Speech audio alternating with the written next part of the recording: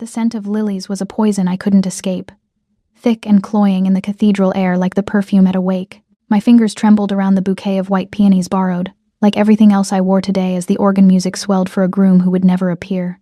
Each note was an accusation. Each second of silence from the guests behind me was a knife between my ribs. I checked my phone, hidden among the flowers. The notification glowed like a brand. AC account frozen. Federal hold. My breath caught. This wasn't just abandonment. This was something far worse. Grace, my gallery assistant Mira, materialized at my elbow, her face pale beneath her makeup. He's not coming. I just spoke with his best man. Zach left a note. The note. I didn't need to read it to know what it said.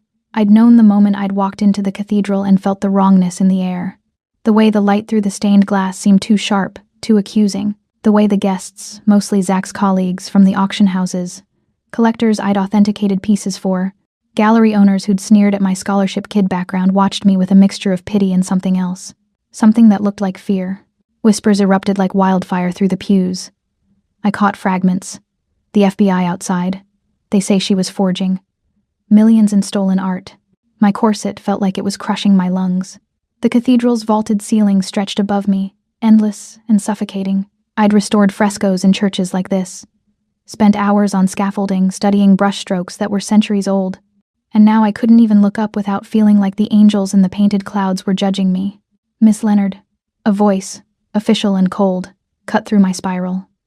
A man in a dark suit, not wedding guest dark, but federal agent dark, stood at the end of the aisle. His hand rested on something at his hip. We need you to come with us. Panic flooded my veins. My voice cracked. I don't know what Zach told you, but I didn't. Ma'am, this will be easier if you cooperate. The cathedral doors exploded open. The sound reverberated through the stone chamber like thunder, silencing every whisper, every breath. Heads turned in unison. Even the federal agent froze.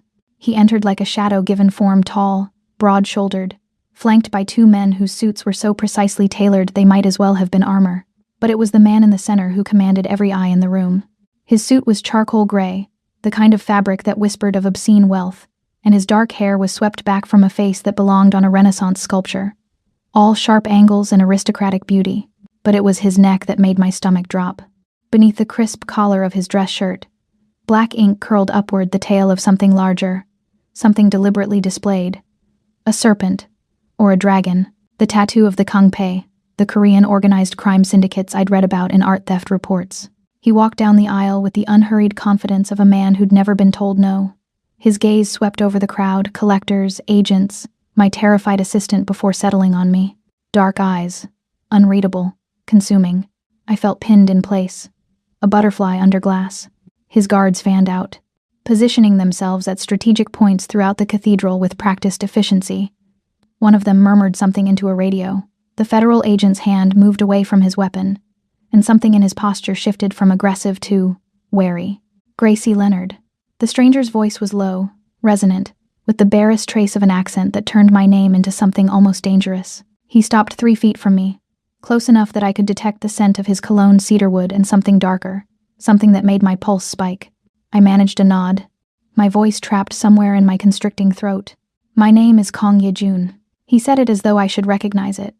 When I showed no reaction, something flickered in his expression. Surprise? Amusement? You don't know who I am. Should I? I whispered. His gaze flicked to the empty space where Zach should have been standing, then back to me. Something cold and predatory moved behind his eyes. Your fiancé worked for me, indirectly. The word fiancé dripped with contempt. He owed me a significant debt, a debt he believed he could escape by. His gaze traveled over my dress, the flowers, the cathedral itself, creating distractions. The cathedral had fallen into a silence so complete I could hear my own heartbeat thundering in my ears. I don't understand. But I did. God help me. I was beginning to. Zachary Kent stole from me. Ye-jun's voice remained conversational, but there was steel beneath the silk. $2 million in authenticated art pieces that turned out to be extraordinary forgeries. Forgeries that bore your signature restoration technique. The blood drained from my face. I would never. I know. He cut me off, and the certainty in his voice surprised me more than the accusation had. You were the tool, Miss Leonard, not the thief. Which is why I'm here. One of the federal agents stepped forward. Mr. Kong, this woman is wanted for questioning in. Yejun didn't even look at him. He reached into his jacket, every agent in the room tensed, and withdrew a leather portfolio. He handed it to the lead agent with the casual disdain of a king dismissing a servant. You'll find that Miss Leonard is under my legal protection as of this morning. We filed an emergency injunction in federal court 20 minutes ago citing prosecutorial misconduct. The warrant is suspended pending a hearing. Touch her, and you're in contempt of court. It was a lie. It had to be. But the agent's face as he scanned the documents told a different story. This is highly irregular, the agent said, but he was already backing away. Yejun finally turned to face him fully, and even I felt the temperature drop. My lawyers are very expensive. Would you like to test how irregular things can become?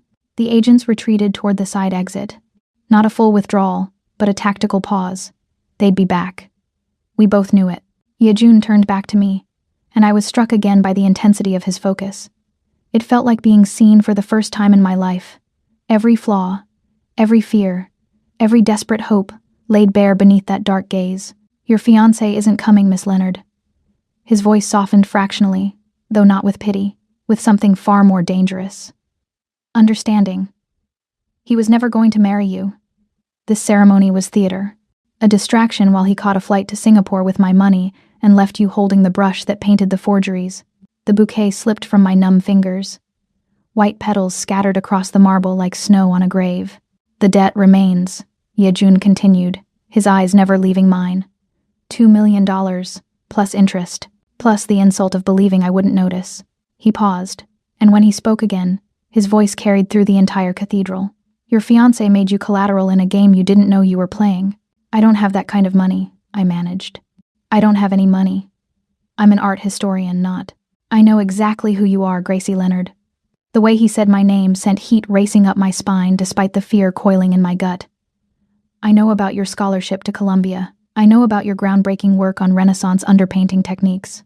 I know about the loan sharks circling your student debt and the gallery position you lost because you wouldn't authenticate a forgery for a collector with mob connections. Each fact he recited was another violation, proof that he'd been watching me, studying me, long before today. How? I breathed. I make it my business to know the value of things, he said simply. And you, Miss Leonard, are exceptionally valuable.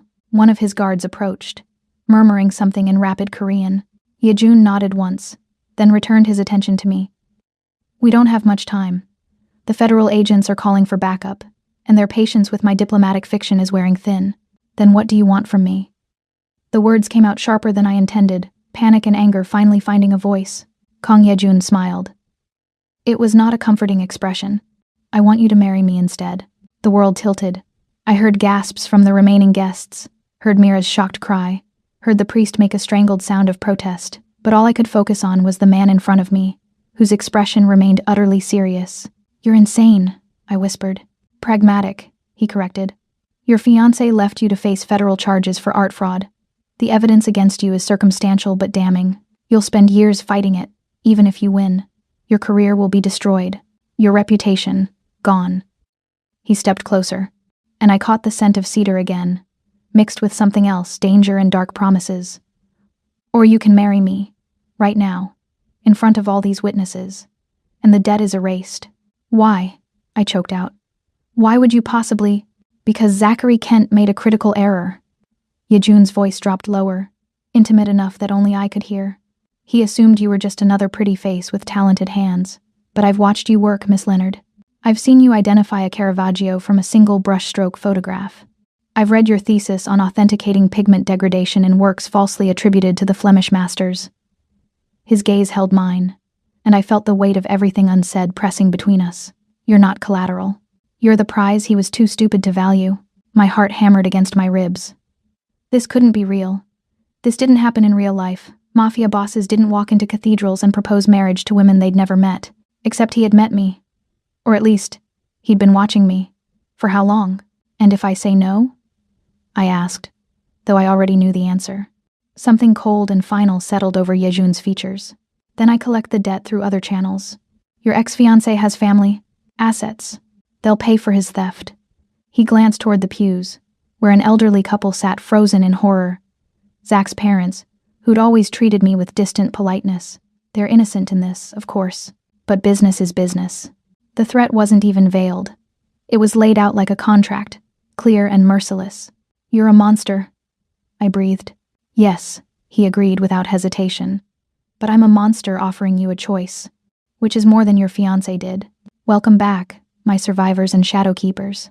Before we step behind the velvet curtain, choose your place. Hit subscribe, press like to seal it, and tell me where you're watching from. I want to see how far the dragon's shadow reaches tonight. From marble galleries to guarded estates. Every click protects the truth. Every comment binds you to the story. Find your sanctuary. Still your breathing, and stay sharp. This story claims a price from everyone who enters. Let's begin. This choice, I would make with my eyes wide open." I placed my hand in Kong Yejun's. His palm was warm, calloused in unexpected places. Not the soft hands of the art collectors I knew, but the hands of someone who'd worked with them, who'd built something from nothing and defended it with violence.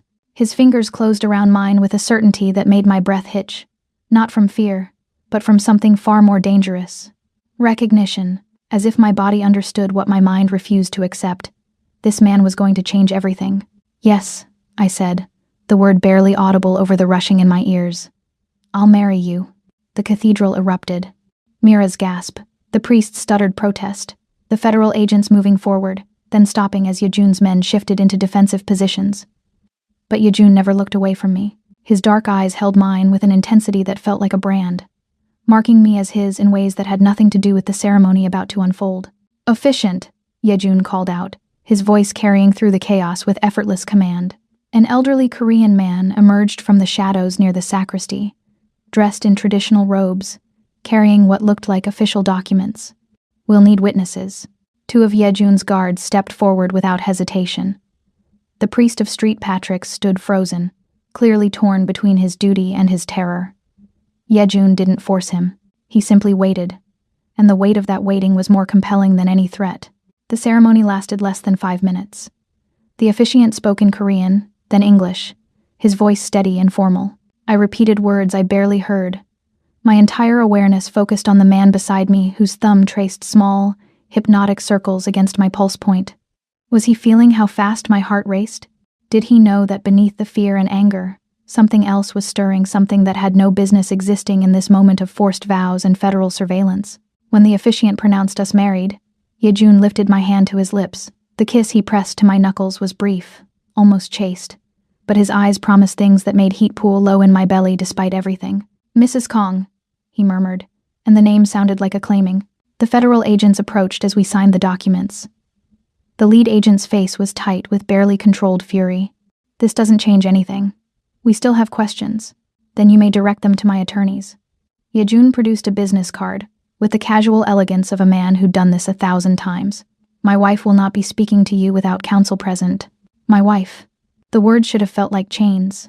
Instead, they felt like a shield. The drive to Yejun's estate was silent. I sat in the back of a black Mercedes that smelled of leather and danger, watching Manhattan give way to the manicured landscapes of Westchester. Yejun sat beside me, close enough that I could feel the heat radiating from his body, far enough that we weren't touching, but I was hyper-aware of every shift of his weight, every breath he took, every moment his gaze slid toward me in the darkened interior. "You're afraid," he said finally, and it wasn't a question. "Wouldn't you be?" I kept my eyes on the passing scenery, unable to meet that penetrating stare in such close quarters. Of me? Yes. Of the situation? No. I would be planning. A pause, weighted and deliberate. "Which are you doing, Gracie?" The use of my first name sent a shiver down my spine. Intimate, possessive, both. Good. I felt rather than saw his smile. "Fear without planning is paralysis. You're smarter than that."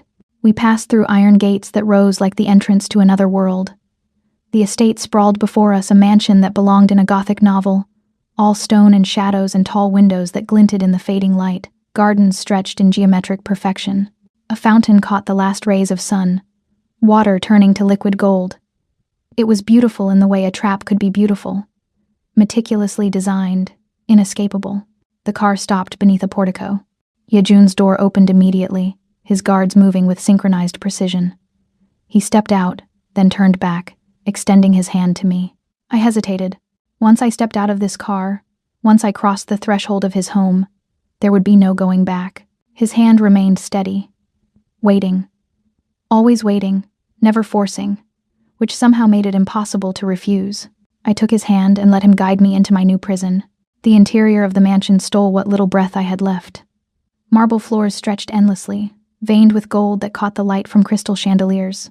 Art covered every wall, not the ostentatious displays of new money, but the careful curation of someone who understood beauty, who knew the difference between price and value. I recognized a Monet study, what might have been an early Rothko, a Korean ink painting that predated the Joseon dynasty. "You collect," I breathed, momentarily forgetting everything else. "I acquire what I value." Yejun's voice came from directly behind me, close enough that I felt his breath stir the loose curls at my nape. "And I protect what's mine." The double meaning wasn't lost on me. I turned, and found myself trapped between his body and a console table bearing a Ming vase. He didn't touch me, but his presence was a physical thing, overwhelming and inescapable. Up close, in better light, I could see the details I'd missed in the cathedral. The tattoo that wound up his neck continued beneath his collar, disappearing into the expensive fabric. His jaw was sharp enough to cut, his lips surprisingly full, his eyes so dark they reflected my terrified face back at me like black mirrors. "The master suite is on the 3rd floor," he said softly, and for a moment I thought he meant for us to share it. Panic must have shown on my face because his expression shifted, not quite amusement, but something close. "The East Wing has been prepared for you. Your own suite, your own space." The relief was so intense my knees weakened. He caught my elbow, steadying me, and the touch burned through the fabric of my dress.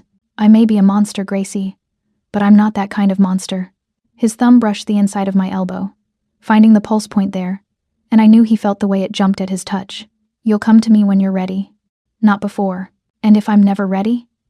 The words came out sharper than I intended, a defense against the heat his nearness generated. Yejun leaned closer, his lips nearly brushing my ear. "Then I'll wait. I've been waiting for years. I can wait longer."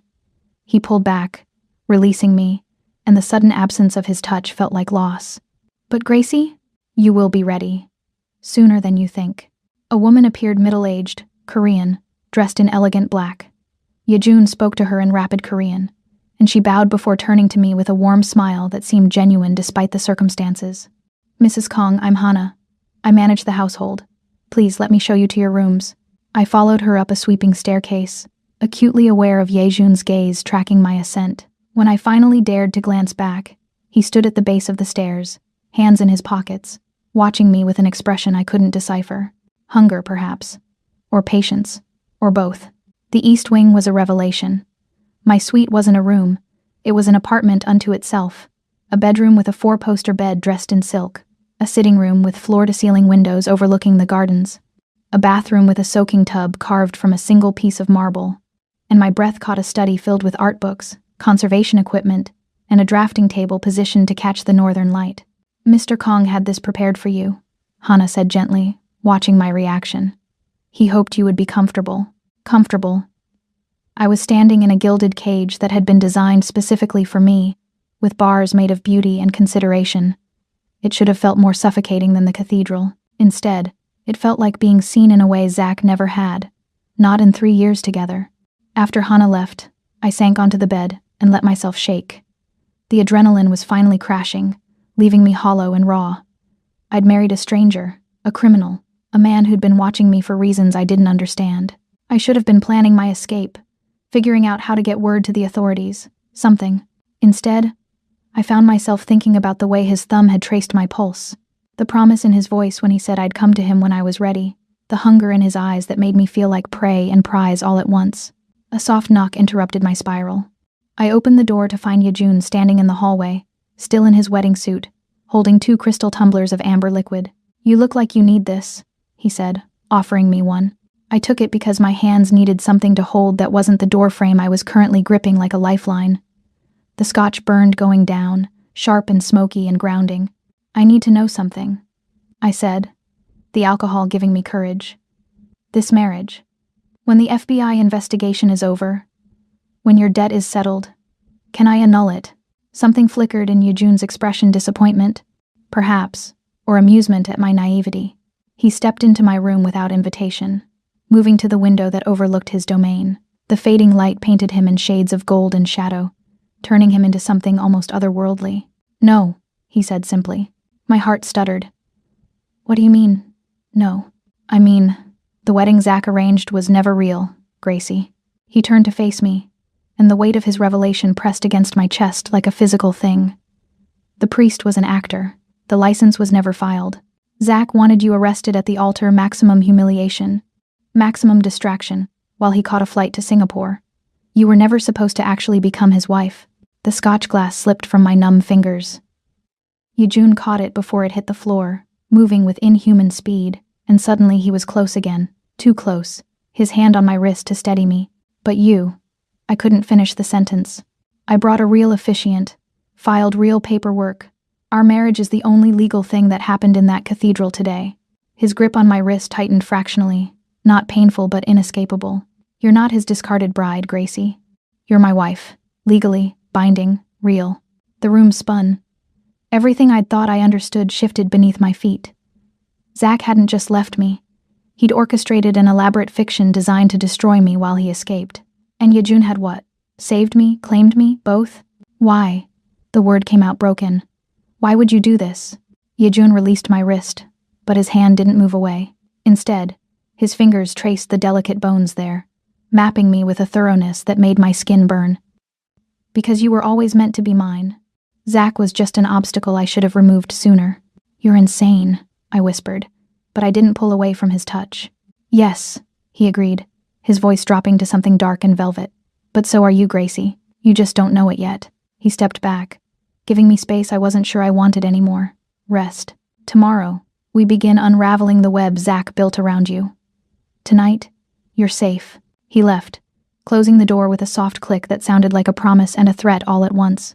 I stood alone in my beautiful cage, touching my wrist where his fingers had been, and realized with crystalline horror that I believed him. For the first time in 3 years, I felt safe, and that terrified me more than anything else that had happened today. 3 days passed in a strange, suspended reality. I saw Yejun only at meals, breakfast in a sun-drenched conservatory where orchids bloomed in violent profusion, dinner in a formal dining room where we sat at opposite ends of a table built for 20. He never pressed, never demanded. He simply existed in my periphery, a dark star whose gravitational pull I felt even when he wasn't in the room. Hannah gave me free rein of the estate. I explored like a ghost, drifting through halls lined with art that would make museum curators weep. But it was on the third night, unable to sleep, that I found the door. It was hidden behind a Goryeo dynasty screen in the library, a biometric lock that shouldn't have recognized my handprint but did. The door slid open with a whisper of hydraulics, revealing a staircase that descended into darkness. Every instinct screamed at me to turn back. Instead, I descended. The underground vault was a cathedral to art.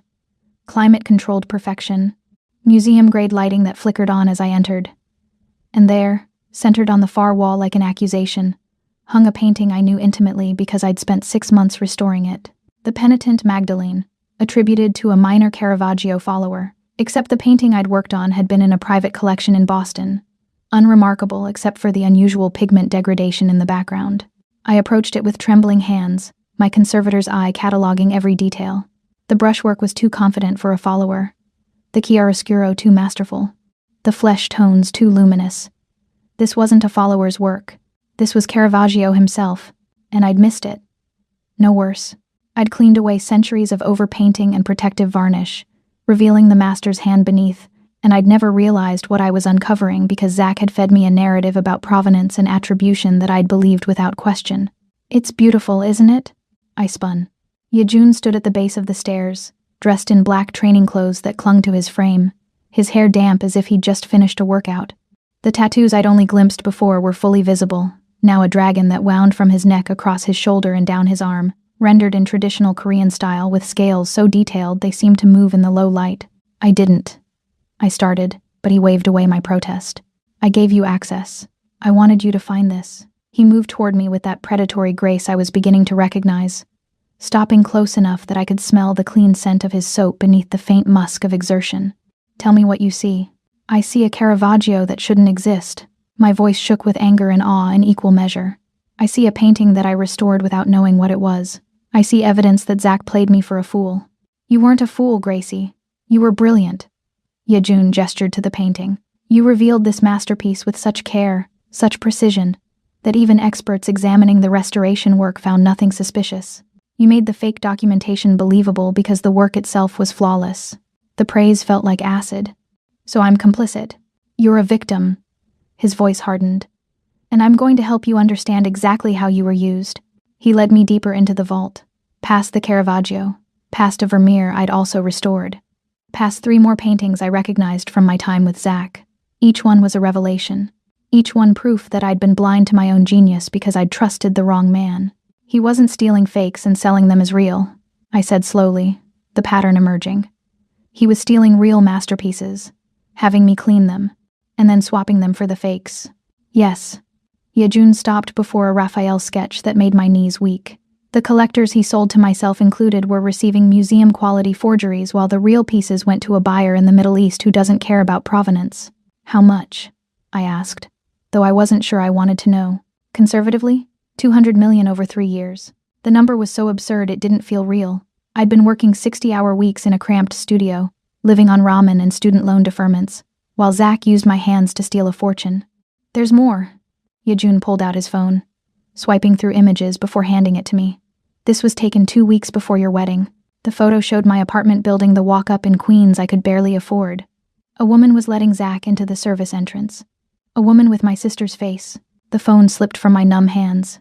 Yejun caught it, caught me, his arms coming around me as my legs gave out. I found myself pressed against his chest, feeling the rapid beat of his heart through the thin fabric of his shirt. And I couldn't breathe, couldn't think, couldn't breathe. Yejun commanded, his hand cupping the back of my head, fingers tangling in my curls. Gracie, breathe. I sucked in air that tasted like cedar and danger. My sister was his lover. Has been for at least a year. His voice was gentle, which somehow made it worse.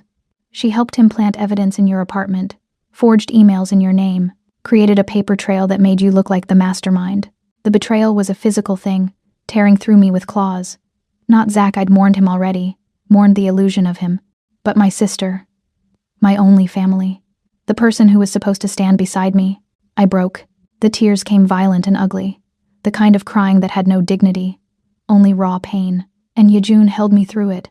One hand cradling my head, the other pressed flat against my back, anchoring me to his solid warmth while I shattered. He didn't offer platitudes.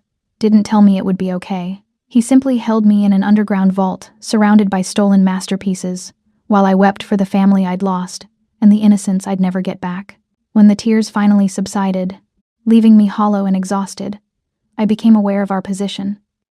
I was pressed against him from chest to hip, my face buried in his neck, my hands fisted in his shirt. His hands were on me, possessive, protective, dangerous, and beneath the grief, something else stirred. Something dark and hungry that responded to his nearness like a match to kindling. I pulled back. His arms loosened but didn't release me entirely, his hands sliding to my waist as if reluctant to let go completely. Why did you give me access to this? My voice was wrecked, raw from crying. Why let me see it? Because I need you to understand what you're capable of. His thumbs traced small circles against my hip bones, a touch that felt casual but burned through the thin fabric of my dress. Zach weaponized your genius. I want to empower it. To what end? Revenge. The word was simple, absolute. You're going to help me find every piece he stole. You're going to help me expose him for what he is. And when we're done, he'll have nothing left but the memory of what he threw away. It should have sounded melodramatic. Instead, it sounded like justice. And then? I asked. Because I needed to know. When the debt is settled and Zach is destroyed, what happens to me? Yejun's hands tightened on my waist, pulling me fractionally closer. Then you decide who you want to be, Gracie. The victim Zach tried to create? Or the woman I see when I look at you? And who is that? His smile was dark, full of promises that terrified and thrilled me in equal measure. A queen who doesn't know her own power yet. He released me then, stepping back, and the sudden absence of his touch felt like cold water. He moved to a console near the vault entrance, returning with a leather portfolio. The FBI file on you, he said, handing it to me. Everything they think they know. Every piece of evidence Zach and your sister planted. Study it. Find the flaws. Tomorrow we start building your defense. I took the portfolio, its weight somehow worse than the paintings surrounding us. One more thing. Yejun's voice stopped me as I turned toward the stairs. Your sister sent Zach a text the morning of your wedding. I waited, knowing I didn't want to hear this but unable to walk away. She told him she was pregnant. His dark eyes held mine, unflinching. She asked him when he was going to tell you that he'd chosen her. The final knife slipped between my ribs with surgical precision. Zach hadn't just used me. He'd replaced me, and my sister had participated in my humiliation with such calculated cruelty that it took my breath away. I left Yejun in the vault and climbed the stairs. But when I reached my suite, I didn't go inside. Instead, I found myself walking through darkened halls to the wing Hana had told me was Yejun's private domain. I shouldn't have. It was madness, dangerous, crossing a line that couldn't be uncrossed. But grief and rage and something darker drove me forward until I stood outside his door. I knocked, before I could think better of it. The door opened almost immediately. Yejun stood in the threshold, still in his training clothes, unsurprised to find me there as if he'd been waiting. Don't let me be alone tonight, I whispered, hating myself for the need, for the weakness, for the way my body leaned toward his like a flower to the sun. He stepped aside without a word, letting me enter his sanctuary. His suite was spare, all dark wood and clean lines, martial in its simplicity. But there were touches of softness. Books in Korean and English, art not valuable pieces, but things he must have chosen because they moved him. A photograph of a young woman who bore a striking resemblance to him. My sister, he said, following my gaze. She died when I was 17. The revelation hung between us, an offering of vulnerability in exchange for my own. He poured us both drinks, whiskey this time, not scotch. We sat on opposite ends of a low couch, the space between us charged with everything unspoken. Outside, dawn was beginning to break, painting the sky in shades of blood and gold. Tell me about her, I said, because I needed to think about something other than my own shattered family. So he did. He told me about Jisoo, brilliant and fierce, who dreamed of being a painter. He told me about the car accident that wasn't an accident, about the debt his family had owed, about the choice he'd made to take his father's place in an organization that dealt in violence and power. She would have been a better artist than collector, he said quietly. But she gave me the appreciation for it, taught me to see beauty in broken things. Is that what I am? I asked, the whiskey loosening my tongue. A broken thing you're collecting? Yejun turned to face me fully, and the intensity in his gaze stole my breath. You're not broken, Gracie. You're a masterpiece someone tried to paint over. I'm just helping you remember what's underneath. He reached out slowly, giving me time to pull away, and tucked a curl behind my ear. His fingers lingered at my jaw, thumb brushing the corner of my mouth, and I felt the touch everywhere. Sleep, he murmured, withdrawing his hand even as my body swayed toward him. You're safe here. I curled into the corner of his couch, exhausted beyond measure, and let myself drift. The last thing I felt was Yejun draping a blanket over me, his hand resting briefly on my head in something that felt almost like a benediction.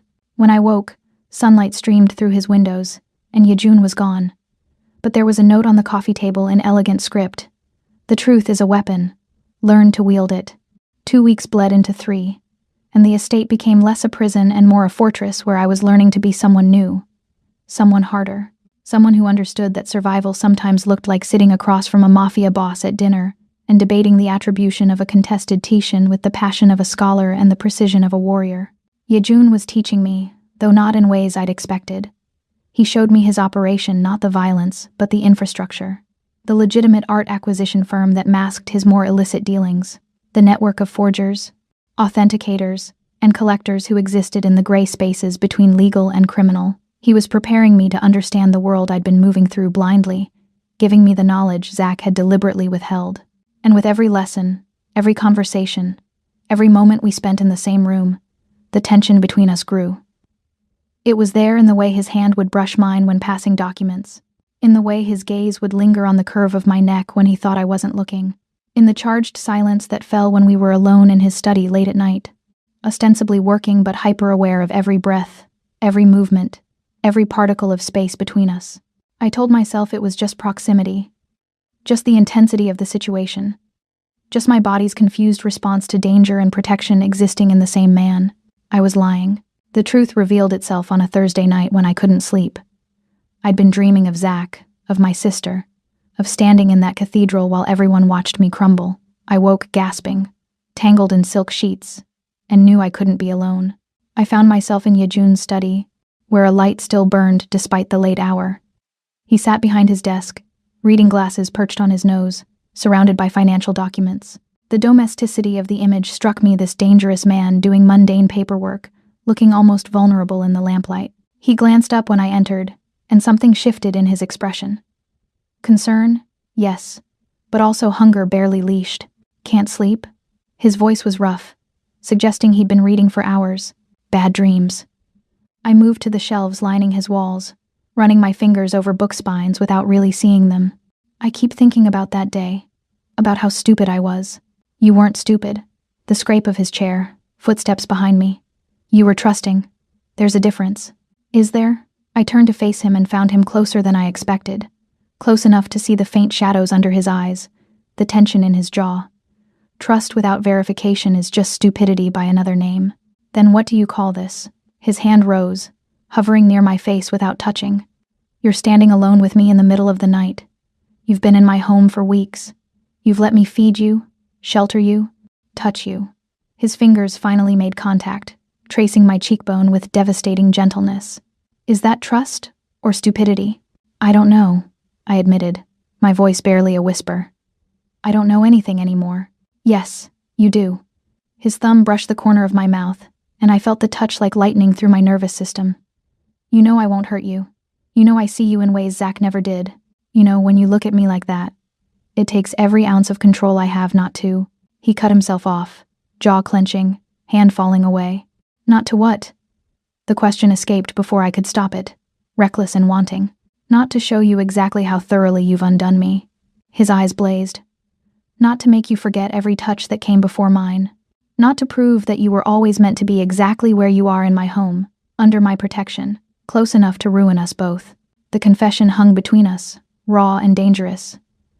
I should have backed away, should have retreated to my safe, separate wing, should have maintained the boundaries that kept this situation from becoming catastrophically complicated. Instead, I stepped closer. I need to show you something, Yejun said abruptly, moving away with visible effort. He went to his desk, unlocked a drawer, and pulled out a file folder thick with papers. I was going to wait, but you should know this now. He handed me the folder. I opened it, scanning the first document, and my breath stopped. It was a financial statement from the St. Jude Foundation for Arts Education. My scholarship, the one that had saved me from dropping out of Columbia, that had paid for my graduate studies, that had made my entire career possible. Except the St. Jude Foundation didn't exist. I flipped through the pages, my hands shaking. Transfers from a shell corporation registered in the Cayman Islands, tuition payments made directly to Columbia's bursar, and monthly stipends that had continued long after I thought the grant expired. Money Zach must have been intercepting, while I drowned in student debt that was just a lie to cover his theft. And at the bottom, a signature I now recognized. Kong Yejun. You. The word came out accusatory. You've been funding me for 10 years, he confirmed, watching me with hooded eyes. Since you were 22 and submitted your undergraduate thesis on Caravaggio's use of shadow. It was brilliant, fearless. I knew then what you could become. You've been stalking me for 10 years? Anger and something else, something that felt dangerously like gratitude warred in my chest. I've been investing in you. He moved closer, and this time I didn't back away. I've been waiting for you to reach your full potential. And then Zach Kent walked into your conservation lab, saw that same potential, and used it instead of nurturing it. Why? I demanded. Why would you do this?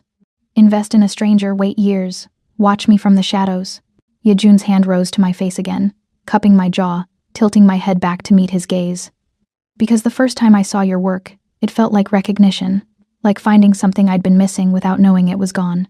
Because I built an empire on understanding value, and you, Gracie Leonard, are the most valuable thing I've ever encountered. I'm not a thing, I protested weakly, even as my body swayed into his touch. No. His thumb traced my lower lip with aching slowness. You're a force, a revelation, a masterpiece that Zach tried to forge into something less. But I see you, Gracie. I've always seen you. The folder slipped from my hands, papers scattering across the Persian rug. Neither of us moved to pick them up. You're not my guardian angel, I whispered, torn between fury and something far more dangerous. You're the devil offering me everything I didn't know I wanted. Yes. His other hand found my waist, pulling me against him, and the contact was electric. But I'm your devil, Gracie. I've been yours since the moment I read your name on that thesis. And you've been mine since the moment you put your hand in mine at that altar. This is insane, I breathed, even as my hands found his chest, feeling his heart hammering beneath my palms. Completely. His forehead dropped to mine, his breath mingling with my own. Tell me to leave. Tell me you need space. Tell me anything except what I see in your eyes right now. What do you see? I asked, knowing the answer, knowing that speaking it aloud would change everything. Want. The word was a growl. Fear, anger, and beneath it all, the same thing I've been fighting since the moment you walked into my study that first night. What's that? Desire. His hands tightened on me, pulling me closer. Raw. Undeniable. Mutual. He was right. God help me, he was right. Somewhere between the cathedral and the vault, between his revelations and his protection, between anger and gratitude, I'd stopped seeing him as just my captor or my savior. I'd started seeing him as a man, a devastatingly attractive, dangerously compelling man who looked at me like I was the most precious thing in his fortress of treasures. I don't know how to do this, I admitted, my voice breaking. I don't know how to want you when I should hate you. I don't know how to trust this when everything else was a lie. Then don't trust it, Yejun murmured, his lips hovering over mine, close enough that I felt every word. Trust me instead. Trust that I've waited 10 years. Trust that I won't rush you. Trust that when you finally come to me, and you will, Gracie, you will, it will be because you chose it, not because I demanded it. The promise in his voice made me shiver. He was offering patience, control. The one thing Zach had stolen from me, agency over my own desire. And if I'm never ready? I asked, echoing my question from weeks ago but meaning something different now. Yejun smiled against my lips, not quite kissing me but close enough to drive me mad. Then I'll spend the rest of my life in this exquisite torture, wanting you and waiting, because having you near but untouched is still better than the decade I spent watching you from the shadows.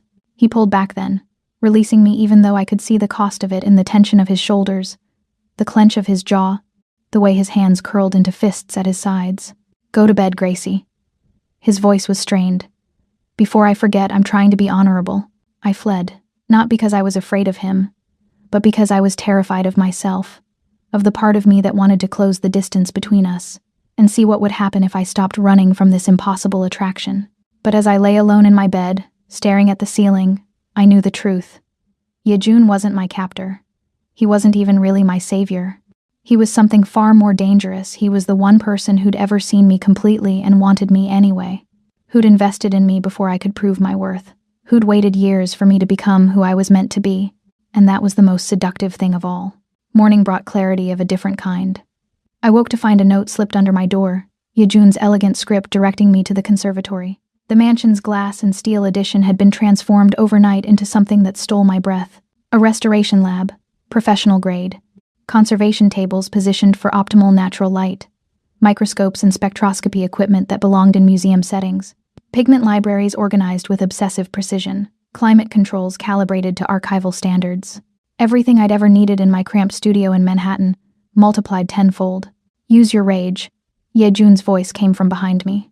I turned to find him leaning against the doorframe, dressed in a charcoal suit that emphasized the predatory elegance of his build. Paint with it. Restore with it. Let it make you sharper. Why?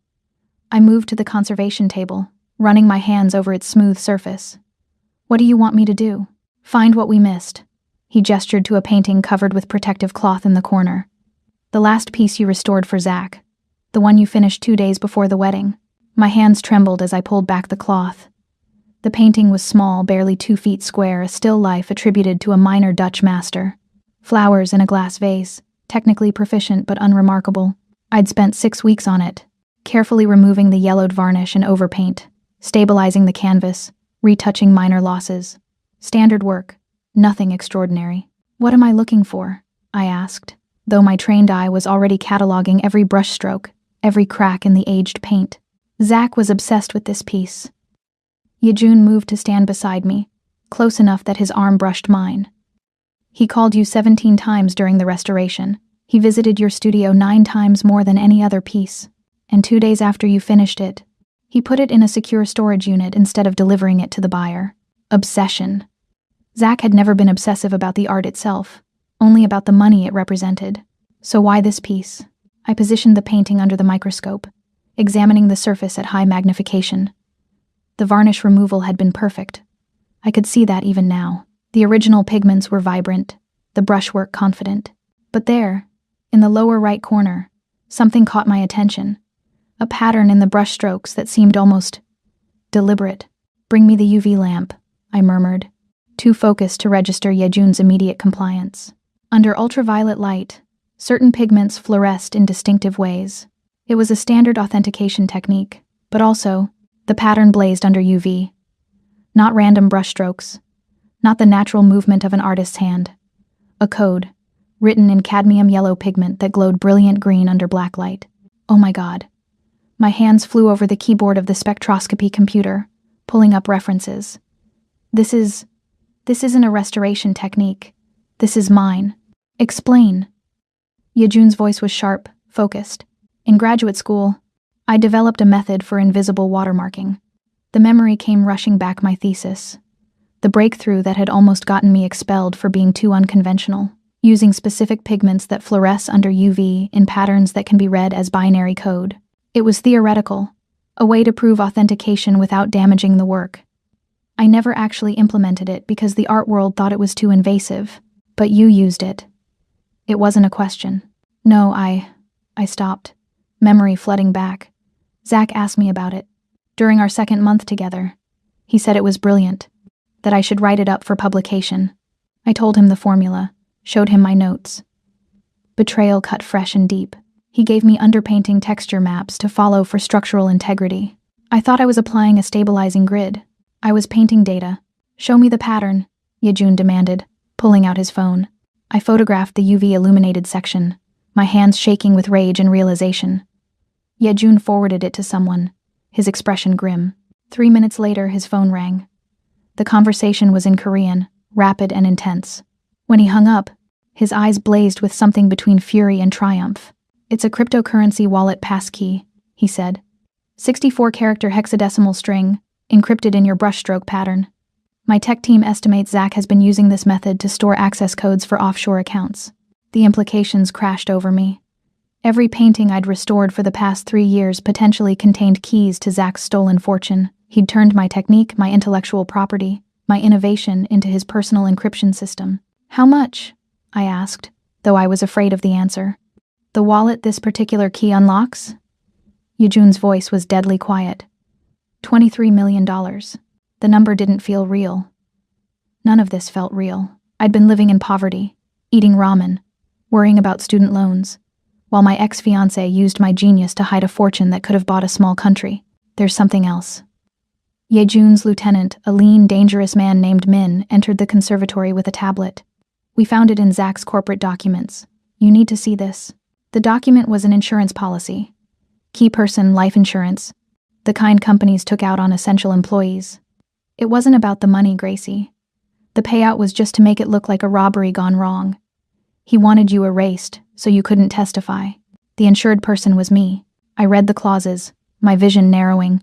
The policy paid out only in specific circumstances: suicide, accidental death in custody, death resulting from violent assault. All situations that could plausibly occur to someone facing federal charges for art fraud. He was going to kill me. The words came out flat, emotionless, because the alternative was screaming. He wasn't just going to let me take the fall. He was going to make sure I didn't survive to defend myself. Yejun's hand found the small of my back, a grounding touch that kept me from shattering. "This policy was filed 3 weeks before your wedding. He'd already hired someone." "Who?" I turned to face him, fury finally breaking through the shock. "A contractor who specializes in making prison deaths look like suicides." Min's voice was clinical. "We intercepted the payment. The hit was scheduled for your 3rd day in federal custody. 3 days. 72 hours was all I'd had before Zach's plan turned lethal. And Yejun had saved me without my even knowing I needed saving." "How did you know?" I demanded, something between gratitude and anger making my voice shake. "How did you find this?" "Because I've been watching you for a decade, Gracie." Yejun turned me to face him fully, his hands framing my face with devastating gentleness. "Because I know every financial move Zach made, every shell company he created, every document he filed. Because the moment he took out that policy, I knew exactly what he was planning. You knew he was going to kill me, and you waited until the wedding?" The accusation hung between us. I knew I had to get you away from him in a way that would stand up to legal scrutiny, Yejun corrected, his thumbs stroking my cheekbones. I needed the marriage to be real, binding, unbreakable. I needed to create a situation where you were legally under my protection before the FBI could take you into custody. And yes, I cut it close. Too close. But you're here. You're safe. And Zach's hired killer is in a shipping container bound for Jakarta. I should have been horrified by the casual violence implied in that last statement. Instead, I felt a savage satisfaction that terrified me with its intensity. So what now? I asked, forcing myself to focus on the practical, instead of the way his hands on my face made my skin burn. We have proof of the encryption method, proof of the insurance policy. What do we do with it? We lure him out. Yejun's smile was predatory. We activate the key. How? There's a private auction in Seoul next week. Major collectors. Underground market. No questions asked. The painting that contains his largest wallet key is being sold legitimately, through my acquisition firm. His eyes gleamed. You'll authenticate it. Live. On stage. In front of witnesses, including several people who work for Zach's Middle Eastern buyer. He'll be there. I realized. He won't be able to resist. The moment you authenticate that painting and describe your breakthrough watermarking technique, he'll know we've cracked his code. He'll have to move his money immediately. Yejun's hand slid from my face to my shoulders. And my team will be waiting to trace every transaction. It was elegant. Brutal. Exactly the kind of plan that appealed to the part of me that wanted to watch Zach burn. When do we leave? I asked. 3 days. His hands tightened on my shoulders. Gracie, this will be dangerous. Zach is desperate. Desperate men do reckless things. Good. I met his dark gaze with newfound steel. Let him be reckless. Let him make mistakes. Because I'm done being his victim. Yejun studied me for a long moment, and I saw approval in his expression, along with something darker. Something possessive and hungry that made my breath catch. There's one more thing, he said quietly. When we go to Seoul, we'll be presenting as a married couple. Unified front. He needs to believe we're unshakable. I can do that, I said, more confidently than I felt. Can you? His hand rose to cut my jaw, tilting my face up.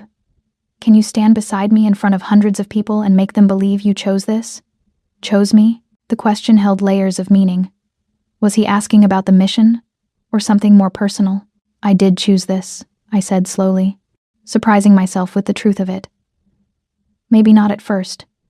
Maybe not in that cathedral when I had 3 seconds to decide, but every day since, every moment I could have run or called for help or betrayed you, I chose to stay. I chose to trust you. I stopped, the words too dangerous to speak. Say it, Yejun demanded, his voice dropping to a rough whisper. Finish that thought. I chose you, I breathed. I don't know when it happened. I don't know if it's Stockholm Syndrome or trauma bonding or just pure insanity.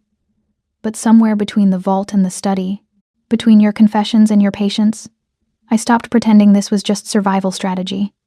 I chose you, Yejun. God help me. His control shattered. One moment we were standing apart. The next, his mouth was on mine, claiming, consuming, turning every cell in my body to liquid fire. His hands tangled in my curls, angling my head for deeper access, and I opened for him with a moan that would have embarrassed me if I wasn't too far gone to care. The kiss was everything I'd been denying myself, desperate, angry, laced with weeks of tension and wanting. His tongue swept against mine, and I tasted dark promises. Patient hunger finally unleashed. My hands found his hair, his neck, his shoulders, needing to touch, to confirm he was real, that this was happening. He lifted me onto the conservation table, stepping between my thighs, and the position was so intimate, so claiming, that I gasped against his mouth. He swallowed the sound, one hand sliding to the small of my back, while the other cradled my head with devastating tenderness that contrasted beautifully with the rough hunger of his kiss. Gracie. My name was a prayer and a curse. He pulled back just enough to meet my eyes, his pupils blown wide, his breathing ragged. If we don't stop now, don't stop, I said recklessly, pulling him back to me. Don't you dare stop. His laugh was dark and full of promise. Not here, not like this. When I have you and I will have you. Make no mistake, it won't be on a conservation table in broad daylight where anyone could walk in. The words sent heat pooling low in my belly. Then where? My bed. His mouth found the pulse point at my throat, and I felt his smile against my skin. Where I can take my time. Where I can worship you the way I've imagined for 10 years.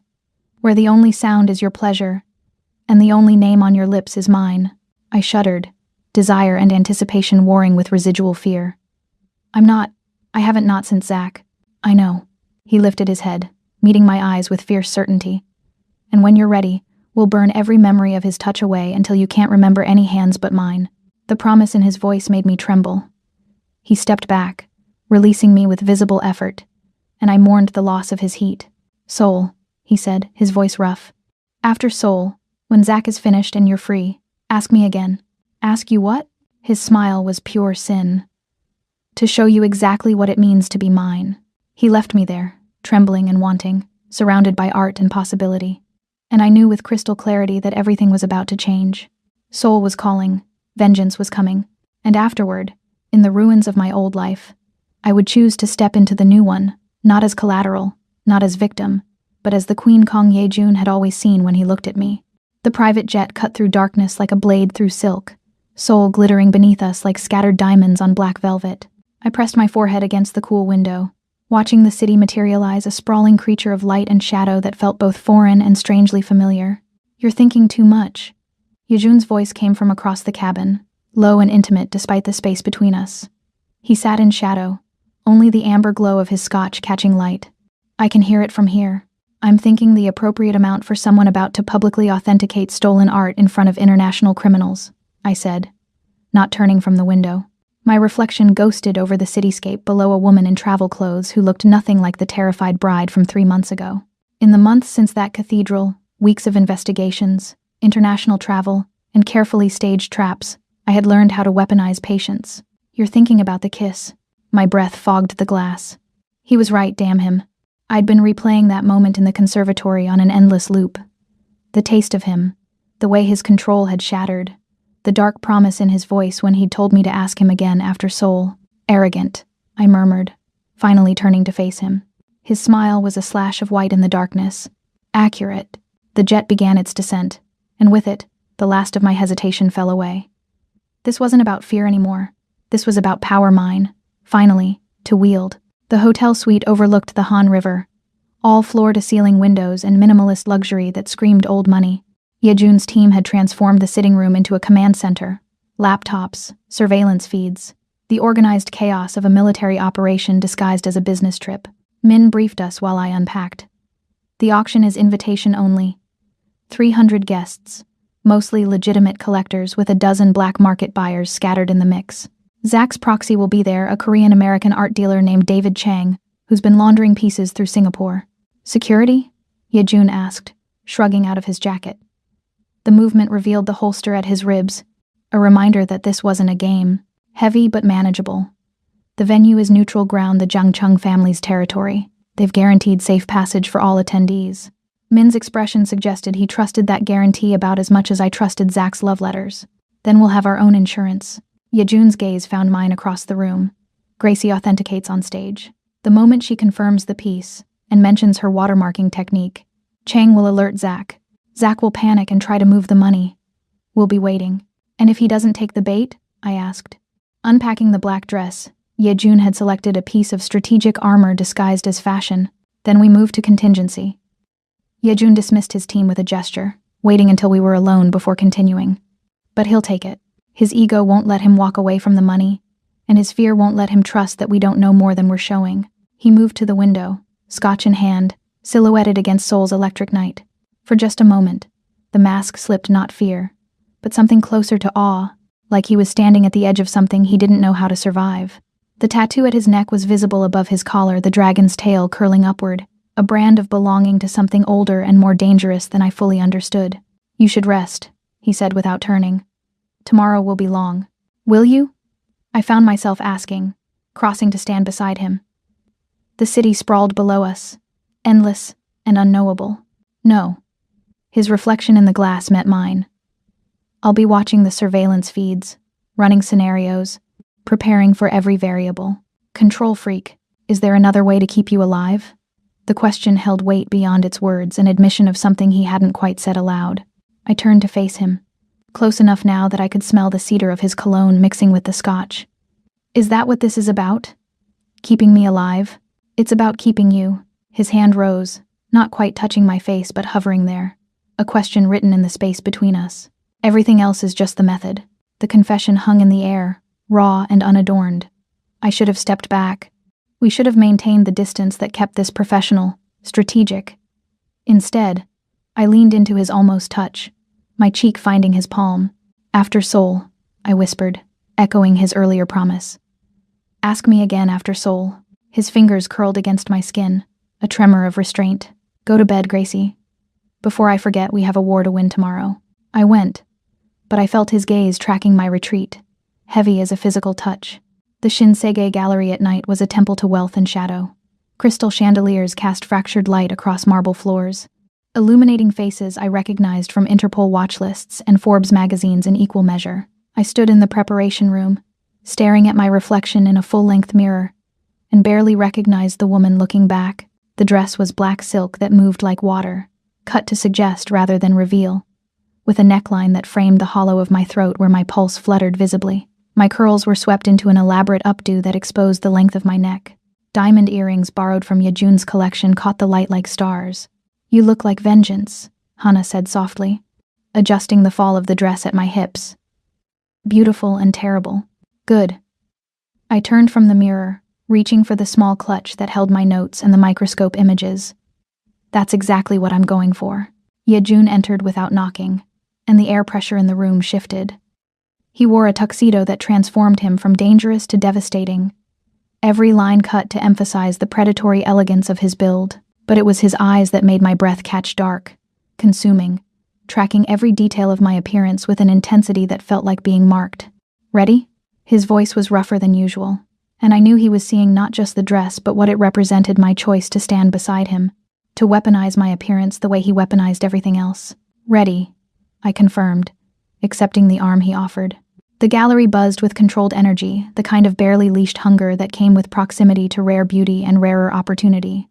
Yejun guided me through the crowd, his hand at the small of my back, a brand of possession that turned heads and whispered questions in our wake. I caught sight of David Chang near the bar, mid-40s, expensively dressed, with the careful neutrality of a man who made his living in gray spaces. His eyes tracked us across the room, calculating, assessing threat levels.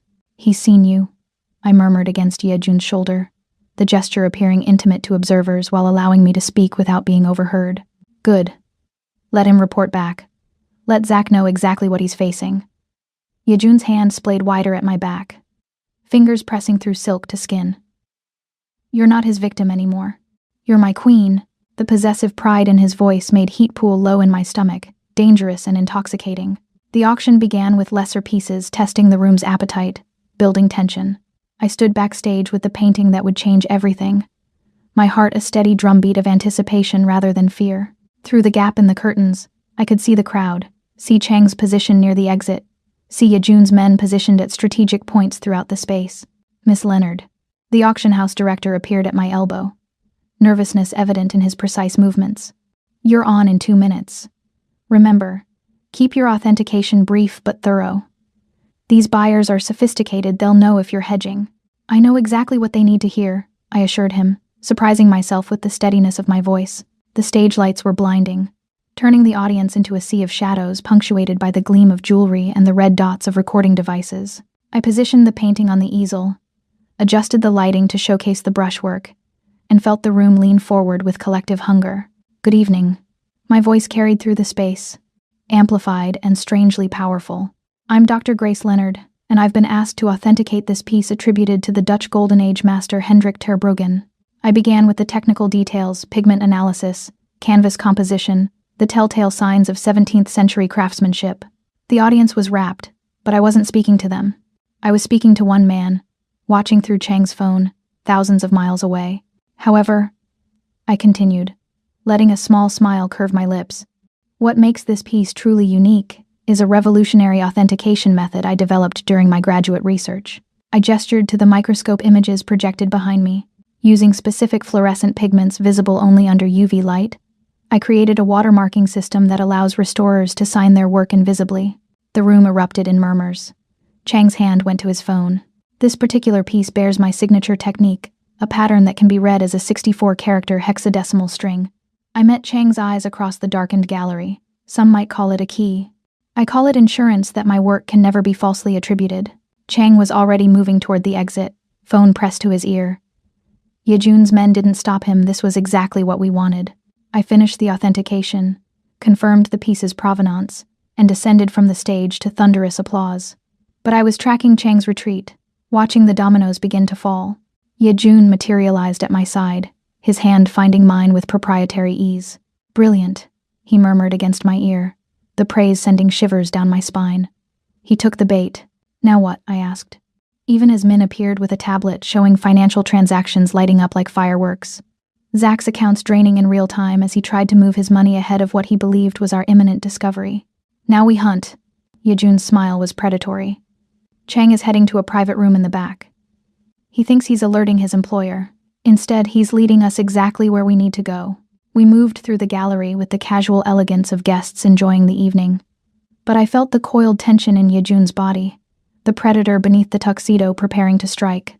His security team formed a loose perimeter around us, invisible to the uninitiated but obvious to anyone trained to look. The private rooms in the back of the gallery were designed for discreet negotiations, soundproofed, unmarked, accessible only to VIP buyers. Min had already disabled the locks, giving us access while making it look like a malfunction. We could hear Chang's voice through the door, rapid Korean, punctuated by English phrases. "She knows about the cipher. The accounts are compromised. Need extraction protocol." Yejun's hand settled at my waist, pulling me close as we listened. His mouth found my ear, breath hot against my skin. "When we go in, stay behind me. He's desperate, which makes him dangerous." "I'm not afraid," I whispered back, surprised to find it true. "I know. That's what terrifies me." His lips brushed my temple, the gesture too brief to be a kiss, but intimate enough to make my pulse spike. "Ready?" He didn't wait for my answer. The door slammed open, Yejun's presence filling the space with lethal authority. Chang spun, phone clattering to the marble floor, his hand moving toward what I assumed was a weapon. I wouldn't. Min appeared behind Chang, pressing something small and hard against the art dealer's spine. "Mr. Kong would like a word." Chang's face went through a remarkable series of expressions. Confusion, recognition, fear, calculation. "You can't do this here. The Jang Chung family guaranteed safe passage. For legitimate business." Yejun interrupted, his voice conversational despite the violence coiled in his frame. "Conspiring to defraud one of the evening's featured guests doesn't fall under that protection." "I don't know what you're talking about." Chang's English was flawless, his denial automatic. "Lie better." I stepped out from behind Yejun, letting Chang see me fully, the woman whose technique he'd just watched explained on stage, whose genius had been weaponized without her knowledge. "We know about Zach. We know about Singapore. We know about the crypto wallets." Chang's face paled. "She knows? She's not the fool you and Zach assumed." Yejun's hand found my back again, that possessive touch that was becoming familiar. "She's the architect of your entire operation, and she's about to dismantle it piece by piece. Zach will disappear." Chang's bravado was crumbling. "He's already activated the dead man switches." "No, he hasn't." Min held up the tablet, showing accounts with 0 balances. "Because we've been draining his wallets for the past 15 minutes. Every transaction he's attempting is being rerouted through shell companies that terminate in frozen assets. By morning, Zachary Kent will have nothing but the clothes he's wearing and the enemies he's made." The fight went out of Chang like air from a punctured balloon. "What do you want?" "His location." Yejun's voice dropped to something dangerous. "Where he's hiding, who he's with, every contingency plan he's shared with you. And if I tell you?" Chang's eyes darted between us, calculating odds. "Then you get to keep the gallery job, the apartment in Gangnam, and the offshore account we know you've been skimming from Zach's operations." Yejun smiled, and it was terrifying in its civility. "Refuse, and you get to explain to the Jang Chung family why their neutrality was compromised by your presence here tonight." It wasn't really a choice, and we all knew it. Chang talked. He talked for 20 minutes, spilling details about Zach's network, his backup plans, his paranoid security measures, and with every word, I felt the noose tightening around my ex-fiancé's throat. When we emerged from the private room, the auction was still in full swing, none of the other guests aware of the small war that had just been won in the back corridors. Yejun guided me toward the exit, his hand never leaving my back, his presence a bulwark against the chaos of my own emotions. The limousine was waiting, black and anonymous in Seoul's neon night. We slid into the leather interior, and the door closed with a solid thunk that sealed us away from the world. "You did it," Yejun said, turning to face me in the dim interior. City lights played across his features, transforming him into something mythic, half shadow, half flame. "You destroyed him without firing a shot." "We did it," I corrected, but the victory felt hollow. "He's still out there." "Not for long." His hand found mine in the darkness between us, fingers threading through mine with devastating intimacy. Chang confirmed Zach's in Jakarta. "My team is already moving. I want to be there." The words surprised me, but I meant them. "When you find him, I want to watch him realize exactly what he lost." Yejun studied me in the flickering light, and something shifted in his expression, approval mixed with concern, desire tangled with caution. "It won't be pretty, Gracie. What happens when we find him will be exactly what he deserves," I finished, leaning closer. We were inches apart now, sharing breath, sharing heat. "You promised me after Seoul I could ask again." "Seoul isn't over yet," he said. But his thumb was tracing circles on my palm, belying his words. "Close enough." I closed the distance, my mouth finding his with all the pent-up hunger of 3 months of waiting, wanting, denying. The kiss was different from the one in the conservatory, less desperate, more certain, a claiming that went both ways. His hands came up to frame my face, angling my head for deeper access, and I opened for him with a sound that would have embarrassed me if I wasn't too far gone to care. He tasted like scotch and dark promises, like power and patience finally rewarded. When we finally broke apart, both breathing hard, his forehead rested against mine. "Gracie." My name was a prayer and a warning. "If we do this—" "No more warnings," I interrupted, my hands fisting in his shirt. "No more waiting. No more maybe. I'm choosing this. I'm choosing you." His laugh was dark and full of relief. "Then we do this right." He pressed one more kiss to my lips, tender and devastating. "After Jakarta, after Zach, after you've had your vengeance, and we can start something that isn't built on survival strategy." The frustration was acute, but I understood what he was offering, not just consummation, but courtship. Not just possession, but partnership. "Promise me," I demanded, pulling back to meet his eyes. "I promise." His hand slid to my waist, pulling me across the seat until I was nearly in his lap, his breath hot against my ear. "I promise that when I finally have you, it will be worth every second of waiting. I promise I'll make you forget every touch that came before mine. I promise." His teeth grazed my earlobe, and I shivered. "That you'll never doubt again who you belong to." The limousine pulled up to the hotel, reality intruding on our dark sanctuary. But as Yejun helped me out, his hand possessive at the small of my back, I felt the weight of his promises settling over me like a cloak. Jakarta was calling. Vengeance was coming. And after, there would be no more barriers between what we were and what we could become. The flight to Jakarta was longer than Seoul, and I spent it in a state of anticipatory tension that had nothing to do with fear and everything to do with the man across the cabin who kept looking at me like I was a problem he was trying to solve and a prize he'd already won. "Stop," I said finally, not looking up from the financial documents I was pretending to review. "Stop what?" His voice held barely concealed amusement. "Looking at me like that." "Like what?" "Like you're mentally cataloging every way you're going to make good on those promises." Heat crept up my neck as I finally met his gaze. He was sprawled in his seat with leonine grace, shirt sleeves rolled up to reveal forearms I'd spent too much time studying, a smile playing at his lips that promised sin. "I'm not mentally cataloging." His smile widened. "I'm mentally prioritizing." The heat in my cheeks intensified. "Yejun." "Say it again." He leaned forward, elbows on his knees, and suddenly the space between us felt charged. "Say my name like that, half prayer, half warning. It makes me want to show you exactly why you should be warning me." "We're supposed to be focused on finding Zach." I tried, but my voice lacked conviction. "I can multitask." He stood, crossing to my seat with predatory intention. His hand found the armrest beside my head, caging me in. "I can plan to destroy your ex-fiancé, while simultaneously imagining what you'll sound like when you stop saying my name, as a warning, and start saying it as a plea." My breath caught. This version of Yejun, playful, hungry, unrestrained by the careful control he usually maintained, was devastating. "You're supposed to be a terrifying mafia boss." "I am a terrifying mafia boss." His free hand traced the line of my jaw, thumb brushing my lower lip. I'm just also a man who's been waiting a decade for you to look at me the way you're looking at me right now. And how am I looking at you? I whispered. Like you might devour me first. His smile was wicked. I'm very much in favor of that particular race. The pilot's voice crackled over the intercom, announcing our descent into Jakarta, and Yejun pulled back with visible reluctance, but the promise in his eyes as he returned to his seat made it clear this was a postponement, not a cancellation. Jakarta hit like a wall of humid heat the moment we stepped off the plane.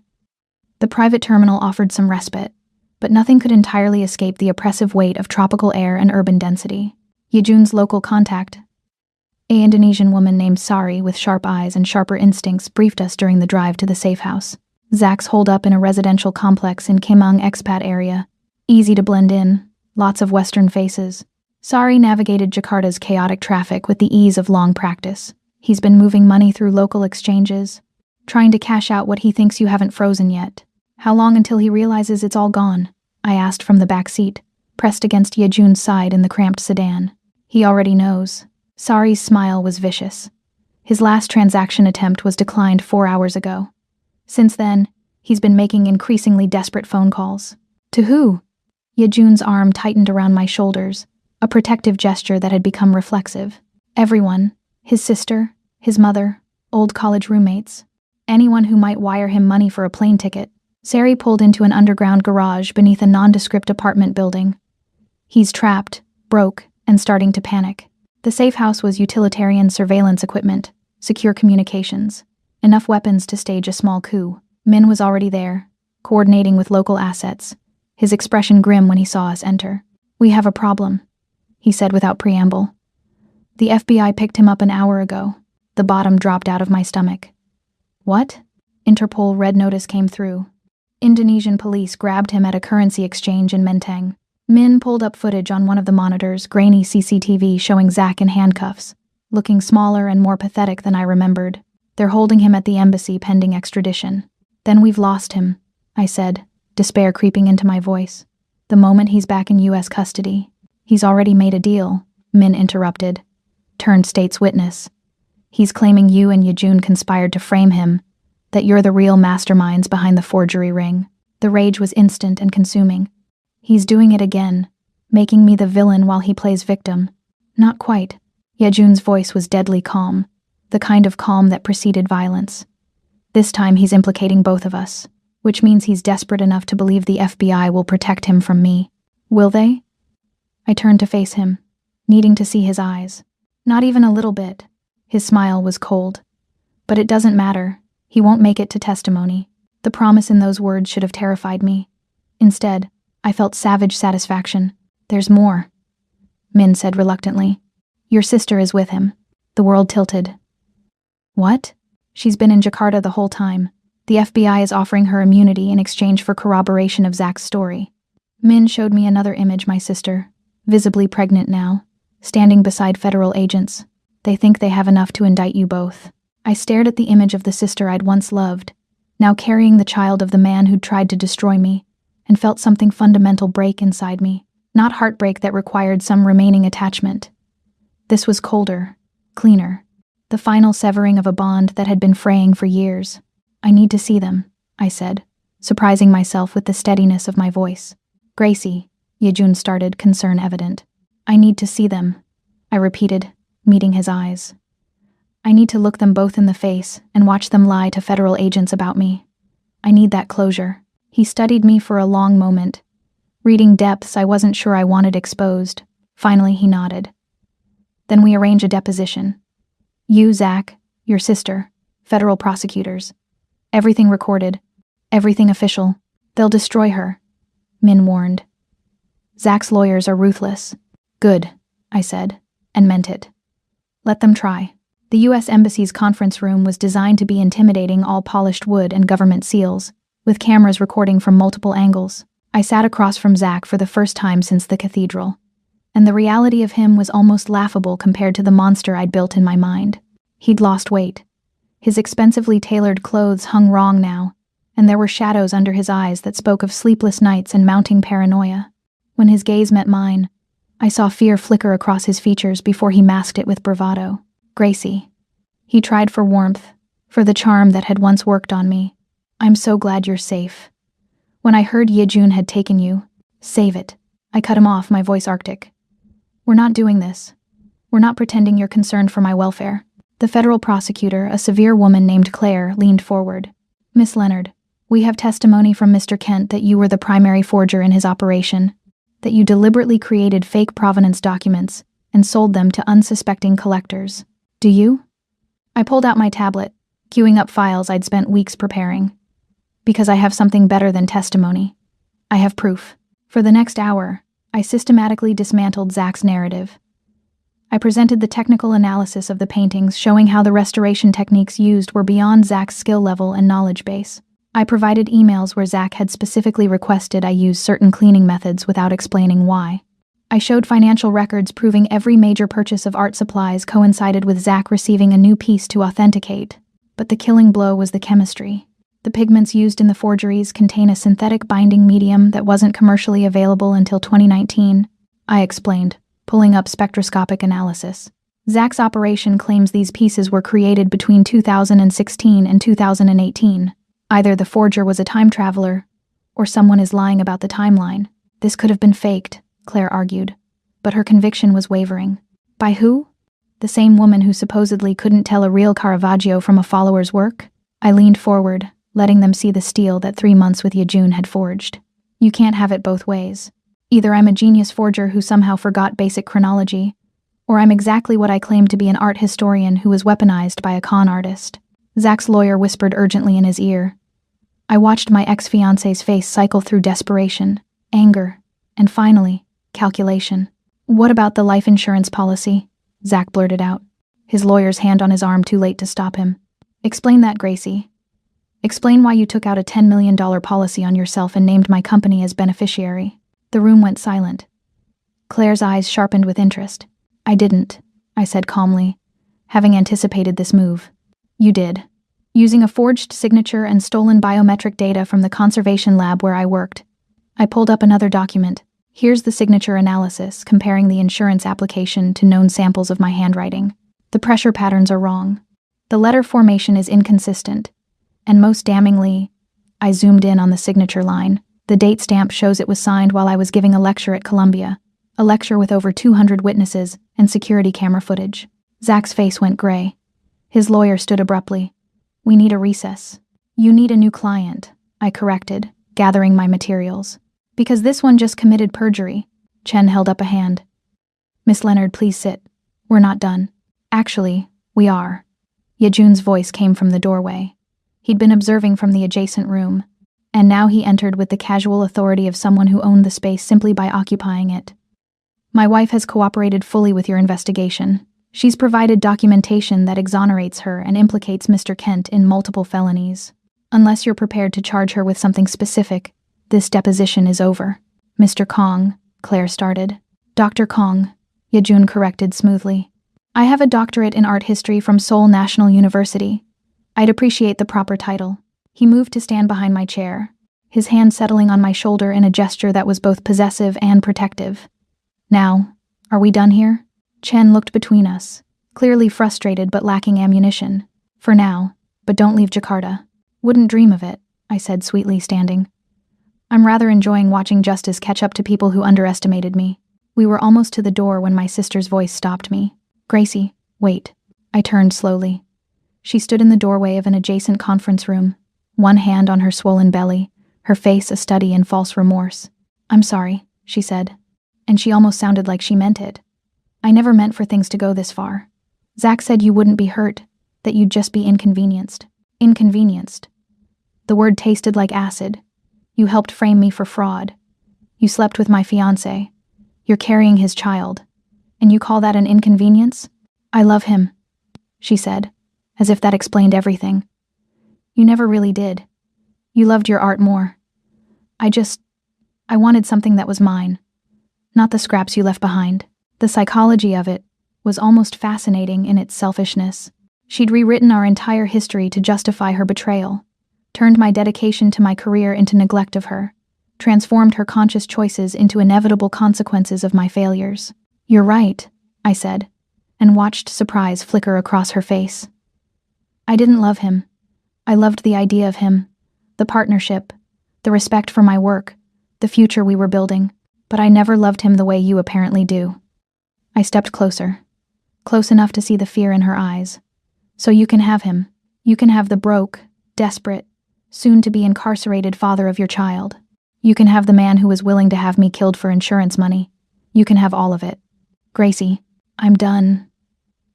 I turned away, dismissing her as thoroughly as she'd once dismissed my trust. Enjoy your prize. I hope he's worth what you paid for him. Yejun's hand found the small of my back as we walked away, guiding me through corridors that blurred with unshed tears I refused to let fall. Not here. Not in front of them. Not when I'd just won. The embassy's back exit led to a covered garage where Sari waited with the car. We slid into the back seat, and only when the door closed and the outside world disappeared did I finally let the tremors start. You destroyed him, Yejun said quietly, pulling me against his chest. You walked into that room and systematically dismantled every lie he built. You were magnificent. Then why do I feel like this? My voice cracked despite my best efforts. Because you're human. His hand stroked through my curls, the gesture soothing. Because you can be strong enough to face your betrayers and still feel the wound when you're safe enough to acknowledge it. I hate that she's pregnant. I admitted into his shirt. I hate that some part of me still cares that she's about to tie herself to a monster. That's not weakness. That's proof you're better than they are. He tilted my face up, his thumbs brushing away tears I hadn't realized were falling. You offered her closure and walked away. She'll spend the rest of her life wondering if you were right. What happens now? I asked, needing the tactical focus to override the emotional spiral. Now the FBI's case against you collapses. Zach's deal is worthless, without your sister's corroboration, and her immunity hinges on providing testimony that supports his version of events. Yejun's smile was grim. Without that, they're both exposed to the full weight of federal prosecution. And us? We go home. His hand cupped my face with devastating gentleness. We return to New York, and we start living instead of surviving. After Jakarta, I reminded him, my voice steadier now. You promised after Jakarta. His eyes darkened with heat that made my breath catch. I did. And I keep my promises. His thumb traced my lower lip. But first we end this properly.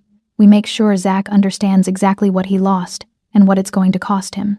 The car wound through Jakarta's traffic toward the safe house, but I barely noticed the journey. I was too focused on the man beside me, on the weight of his promises, on the future that was finally, impossibly, within reach.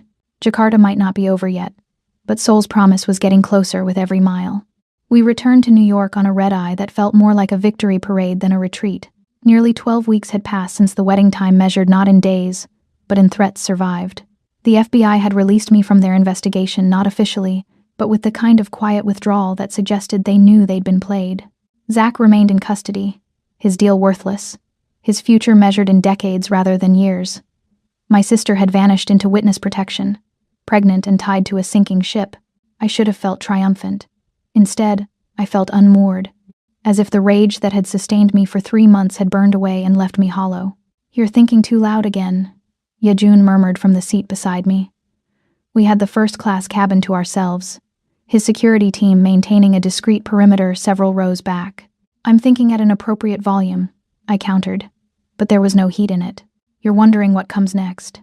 He turned to face me fully, his hand finding mine in the darkness between us.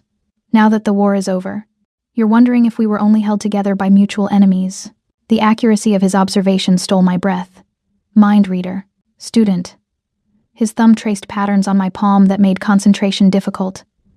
I've spent 10 years learning to read you, Gracie. Your tells, your patterns, the way you retreat into academic language when you're feeling emotional.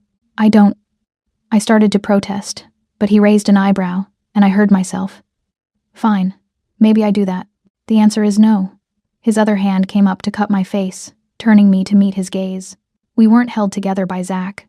We were held together by recognition, the kind that happens once in a lifetime if you're lucky. The kind where you see someone and know, instantly and irrevocably, that they're going to matter. You felt that 10 years ago? I asked, needing to understand. I felt that the first time I saw your work. When I saw you, actually saw you in person at a gallery opening 3 years before Zach, I knew I was in trouble. His smile was rueful. I also knew you'd never look at me, never see past what I am to who I could be for you. So I waited. I invested. I hoped that someday circumstances would align. That's insane, I whispered. Completely. He leaned closer, his forehead touching mine. But so is marrying a stranger to save her from federal prison. So is letting her live in your home without touching her for 3 months. So is falling in love with a woman who's been watching you like you might devour her first, and being desperately hopeful she wins that particular race. The confession hung between us, raw and terrifying and perfect. Yejun, his name came out broken. Say it, he demanded, the words echoing his challenge from Seoul. Tell me I'm not alone in this. Tell me the past 3 months weren't just survival strategy for you either. You're not alone. The admission felt like stepping off a cliff. You're not alone, and I'm terrified. And I don't know how to do this when everything in my life has been lies and betrayals. But I want to try. I stopped, the words too enormous. Say it, he commanded again, his voice rough. I want you. It came out barely audible. I want whatever this is between us. I want to stop running from it and see where it leads. His kiss was answer and celebration and promise all at once. Different from Jakarta's heat or Seoul's hunger, this was claiming with tenderness, possession with permission. His hands framed my face like I was something precious and dangerous all at once, and I opened for him with a sound that definitely should have embarrassed me. When we finally broke apart, both breathing hard, his smile was pure triumph. Mine, he said simply. Yours, I agreed, and felt the truth of it settle into my bones. The plane touched down at Teterboro just after dawn, and exhaustion hit me like a physical blow. Yejun guided me through the private terminal and into the waiting car, his arm around my waist the only thing keeping me vertical. Sleep, he murmured as we settled into the back seat. I'll wake you when we're home. Home. The mansion. Except somewhere during 3 months of living there, it had stopped feeling like a prison and started feeling like exactly that home. I must have dozed because I woke to the car stopping and Yejun's hand on my shoulder. Gracie, we're here. I blinked awake, expecting to see the familiar gates of the estate. Instead, we were still blocks away, and Min was standing beside the car with an expression that made my blood run cold. Problem, he said tersely. The estate's compromised. Armed response detected penetration of the south perimeter 15 minutes ago. The exhaustion vanished, replaced by adrenaline-sharp clarity. Zach? I asked, though I knew it was impossible. He was in federal custody in Jakarta. Someone Zach hired before we took him down. Yejun's voice was deadly calm as he checked his phone, pulling up security feeds. He sent the kill order from a burner phone in the Jakarta currency exchange, 3 minutes before the police grabbed him. They've been prepping the assault for 24 hours. How many? I watched the feeds over his shoulder figures in tactical gear moving through the gardens with military precision. 8 confirmed. Possibly more. Min was already coordinating with the security team. They're looking for something specific. They've bypassed the main house and are heading for the east wing. My wing. My rooms. They're looking for me, I realized. No. Yejun's hand found mine, squeezing with barely controlled violence. They're looking for the documentation you kept. The proof of Zach's crimes. He must have thought you'd bring physical copies back with you. I did, I admitted. Backups of everything in the safe in my study. Yejun's jaw clenched. Then we need to get you far from here. No. I surprised myself with the firmness. That safe has biometric locks. They can't access it without me. If we run, they'll just wait us out, and eventually breach it. Gracie. Your home, I interrupted, meeting his eyes. You're asking me to let them destroy your home because it's safer to run? That's not who you are. And it's not who I am anymore. Something shifted in his expression. Pride mixed with exasperation. You're suggesting we engage 8 trained mercenaries because you've decided to stop running? I'm suggesting we end this. I turned to Min. What's our tactical advantage?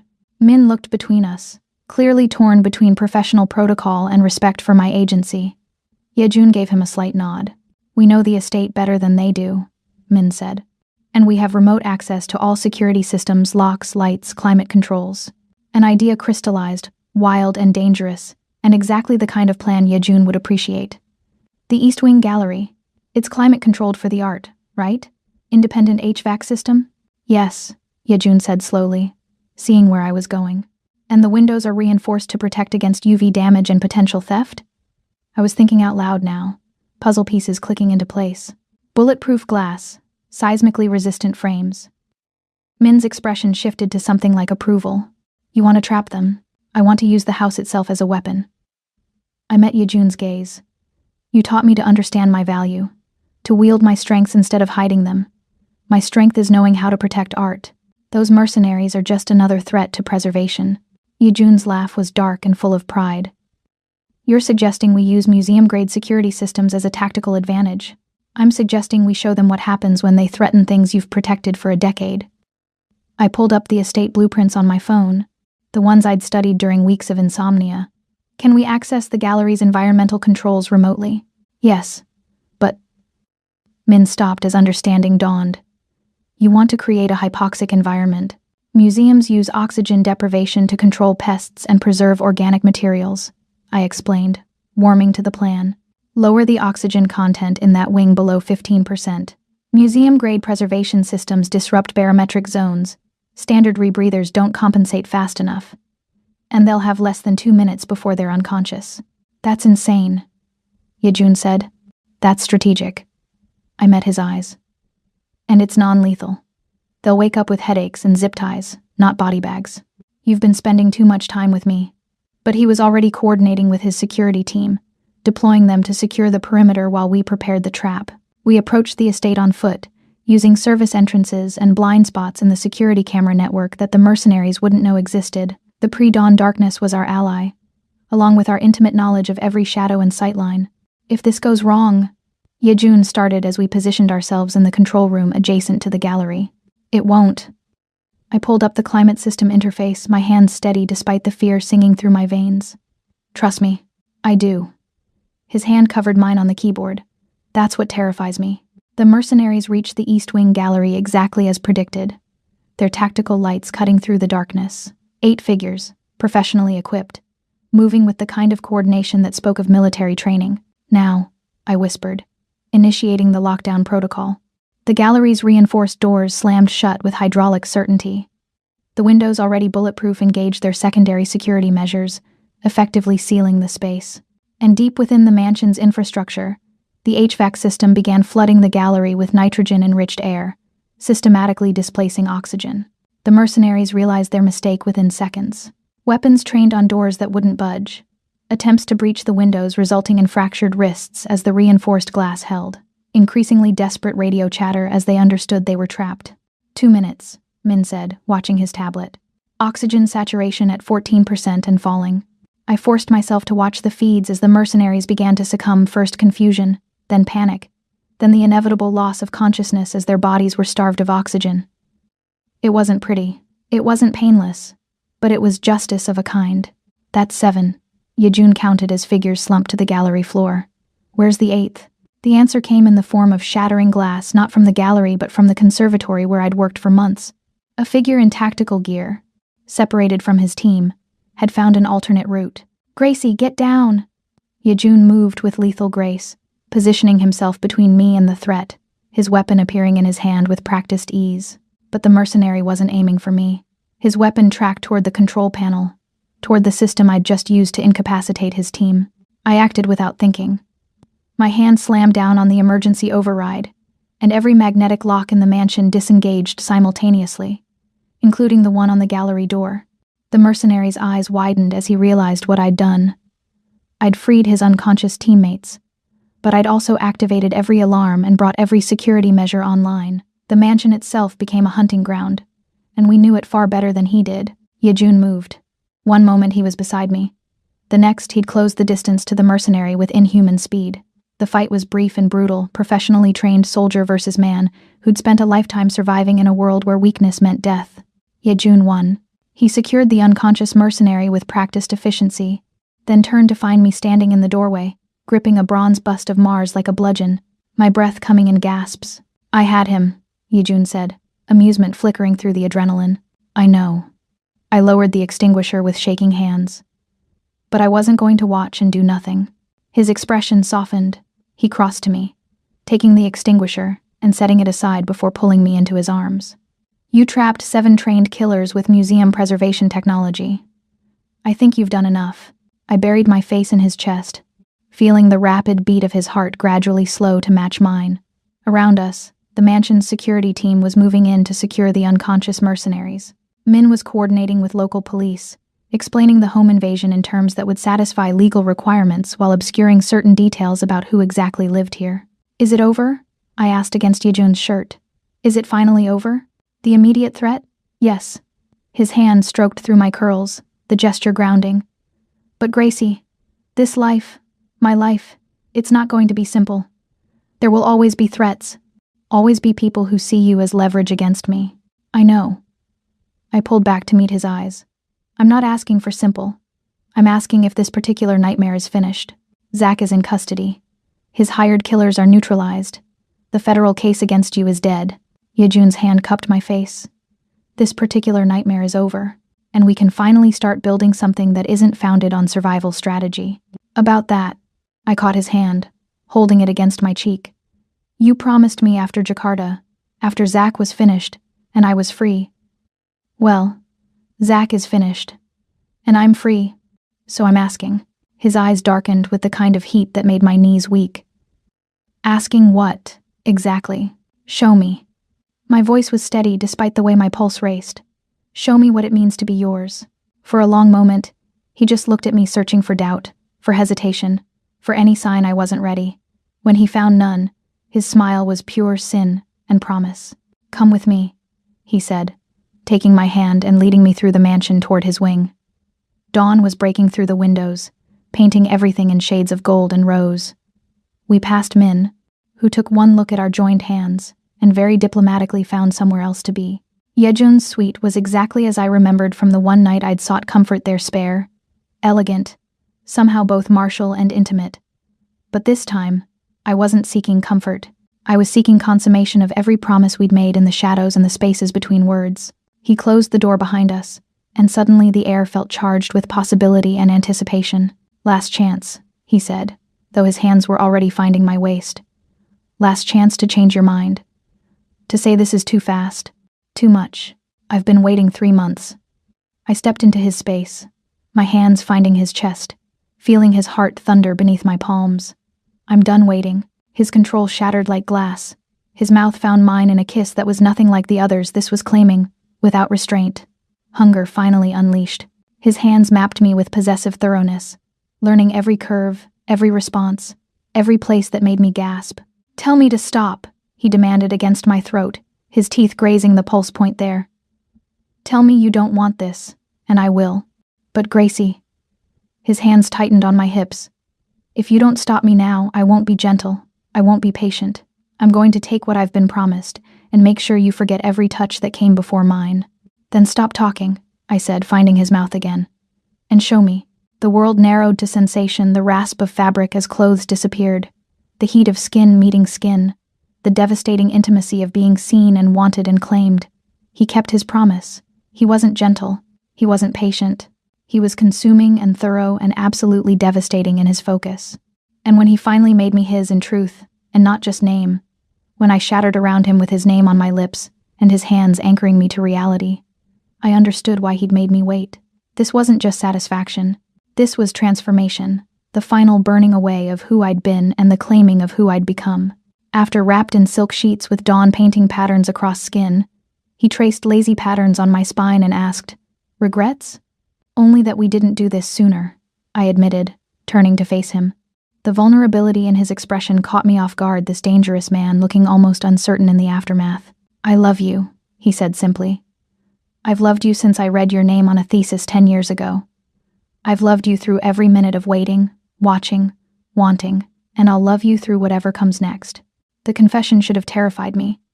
Instead, it felt like the final piece clicking into place. I love you too, I whispered back. And I'm choosing this. Choosing you. Choosing us. His kiss was tender this time, a promise rather than a claiming. Mine, he murmured against my lips. Yours, I agreed. But Yejun? I need you to know something. What? That conservatory glass you just replaced? That mercenary I trapped? That fire extinguisher I was going to brain him with? I met his eyes. I'm not your damsel anymore. I'm your partner. Your equal. And the next threat that comes for us, we face it together. His laugh was full of pride and love and dark promise. I wouldn't have it any other way. Outside, the sun rose over the estate, painting everything in gold. Inside, tangled together in sheets that smelled of cedar and sex and new beginnings. We planned our future not built on survival, but on choice, on recognition, on love forged in fire and tempered by time. The nightmare was over. But our story, was just beginning. The investigation took 3 more weeks to officially close. Federal prosecutors released a statement clearing me of all charges, citing new evidence and recanted testimony. Zach pleaded guilty to fraud, art theft, and conspiracy. The life insurance policy and hired killers were quietly folded into his sentence without my name appearing in any public documents. My sister disappeared into obscurity, her immunity deal worthless once Zach's case collapsed. I should have felt vindicated. Instead, I felt the peculiar emptiness that came with closure, like finishing a masterpiece restoration, only to realize the painting would hang in someone else's gallery. Except I wasn't empty. I was terrified. "You're thinking too loud," Yejun said from across the breakfast table. 3 weeks of waking up in his bed, and the domesticity of it still caught me off guard. This dangerous man reading the Times over coffee while I pretended to focus on auction catalogs. "I'm thinking at an appropriate," I started. "Volume, yes, I know." He lowered the paper, and the weight of his attention made my breath catch even now. "But you're not thinking about art. You're thinking about the dinner, tonight. The dinner where I'd meet his family, not just his lieutenants or his security team, but his mother, his aunts, the matriarchs of the Kong family who held real power behind the throne. I'm thinking I don't know how to be what they expect," I admitted, abandoning the pretense of the catalog. "I'm not Korean. I'm not from this world. I'm the art historian you married to settle a debt. And now you're the woman I love," Yejun interrupted, rising to move around the table. His hands settled on my shoulders, thumbs working the tension there. "Now you're my wife. Now you're the person who trapped 8 mercenaries with museum technology and then threatened to brain the 9th with a fire extinguisher. That's not going to impress your mother," I said, but I was leaning into his touch. "My mother," Yejun said carefully, "has survived 3 decades as the widow of a Kangpei boss. She'll respect strength far more than she respects traditional femininity." His lips found the shell of my ear. "Trust me, she's going to love you." I wasn't convinced, but I nodded anyway. The dinner was held in the mansion's formal dining room, a space I'd never seen used, all dark wood and subdued lighting that somehow felt both elegant and vaguely threatening. Yejun's mother arrived first, a small woman in her 60s with steel-gray hair and eyes that missed nothing. "Mrs. Kong," I said, offering my hand. "It's an honor to meet you." She ignored my hand and instead studied me with the kind of thorough assessment I'd only ever received from museum curators evaluating a new acquisition. Finally, she spoke in accented but precise English. "You are not what I expected." "I'm sorry," I started, but she held up a hand. "I expected someone who needed my son's protection, someone fragile who would require constant defense." Her gaze sharpened. "But Yejun tells me you turned his home into a trap for hired killers, that you use oxygen deprivation like a weapon, that you destroyed the man who tried to use you in a federal deposition without raising your voice." "I had good teachers," I managed, acutely aware of Yejun beside me, tension coiled in his frame. "Yes," his mother agreed. "You did. My son has been preparing for you for 10 years. I'm pleased to see you were worth the wait." She turned to Yejun, switching to rapid Korean that I couldn't follow. Whatever she said made him relax fractionally and respond with obvious affection. "She approves," he translated when his mother moved to greet the other arriving family members. "She says, you have the eyes of someone who knows how to protect what's valuable." "Your mother is terrifying," I whispered. "Yes." His smile was pure pride. "But so are you. That's why you'll get along." The dinner was a revelation. I'd expected interrogation, judgment, the subtle undermining I'd experienced from Zach's family. Instead, I found curiosity. Yejun's aunts wanted to know about my work, my restoration techniques, the paintings I'd authenticated. His cousins, some legitimate business owners, others clearly connected to the family's less legal enterprises, treated me with the kind of respect usually reserved for made members of the organization. And through it all, Yejun's hand on my knee under the table, steady and grounding, reminded me I wasn't performing for their approval. I was simply existing in his world, and that was enough. "Tell me," Yejun's mother said when the meal was winding down, "about the Caravaggio." The room went quiet. Every eye turned to me. "Which one?" I asked carefully, knowing there were 3 in Yejun's collection. "The one you didn't know you were revealing." Her smile was sharp. "My son tells me you spent 6 months carefully removing centuries of overpainting, without realizing you were uncovering a lost masterpiece. That your ex-fiancé deliberately fed you false provenance to keep you from understanding the value of your own work. That's correct, I confirmed, unsure where this was leading. And now that you know? She leaned forward, and I felt the weight of her full attention. Now that you understand your genius was weaponized, what will you do with it? The question hung in the air, loaded with implications I was only beginning to understand. I'm going to do what I should have done from the beginning, I said slowly, the answer crystallizing as I spoke. I'm going to authenticate the truth. Not what collectors want to hear, not what increases value, just the truth, regardless of consequences. Yejun's hand tightened on my knee, pride and possession in equal measure. Good, his mother said. Because the Kong family's collection needs a curator. Someone who understands value beyond price. Someone who can't be bought or intimidated into false authentication. She stood, the gesture somehow signaling the dinner's end. Someone who trapped 8 mercenaries with museum technology and threatened to brain the 9th with a fire extinguisher. I blinked, looking between her and Yejun. You told her that part? I told her everything, Yejun said, rising with me. She needed to know who you are, what you're capable of, why I waited a decade. His mother approached me, taking my hands in hers, the first touch she'd initiated all evening. My son chose you over every eligible woman in our world. He married you to save you, then fell in love with you despite every rational reason not to. Do you understand what that means? That he's insane? I offered weakly. Her laugh was sharp and genuine. That you're family now. Not by blood, but by choice. And in this world, choice is more binding than blood. She squeezed my hands. Welcome, daughter. I hope you're prepared for what comes next. The other family members echoed the sentiment as they departed, cousins offering business cards, aunts inviting me to gallery openings, uncles making slightly threatening promises about protecting me from anyone foolish enough to threaten the Kong family. When the last guest finally left, I collapsed onto the couch in Yejun's study, my mind reeling. That went well, Yejun said, pouring us both scotch. Your family just recruited me, I said, accepting the glass. Your mother offered me a job. Your cousins invited me to what I'm pretty sure were money laundering operations, disguised as art shows. Your uncle threatened to kill anyone who looks at me wrong. Yes. Yejun settled beside me, his arm coming around my shoulders. That's what happens when the family approves. You become one of us. I'm not... I stopped, because the protest felt hollow. I was one of them now. I'd proven it in blood and battle, and the ruthless dismantling of my enemies. What did I just agree to? To be yourself. His lips found my temple. To use your genius without apology. To protect what's valuable: art, family, truth. He paused. And to be my partner in every sense of the word. Not the collateral bride. Not the asset to protect. My equal. The word settled over me like a crown and a blessing and a burden all at once. There's something else, Yejun said, and the shift in his tone made me pull back to see his face. Something I've been waiting to show you until I knew you were truly choosing this life. He led me through the mansion to a door I'd never seen, opened hidden behind a bookshelf in the library, accessible only via biometric lock that accepted both our handprints. The door opened onto a staircase descending into darkness. Another vault? I guessed. A workshop. He flicked on lights, revealing a space that stole my breath. It was my restoration lab from the conservatory, but elevated to an impossible level. Equipment I'd only ever seen in major museums. Pigment libraries organized with obsessive precision. Climate controls calibrated to archival standards. And covering every available surface paintings.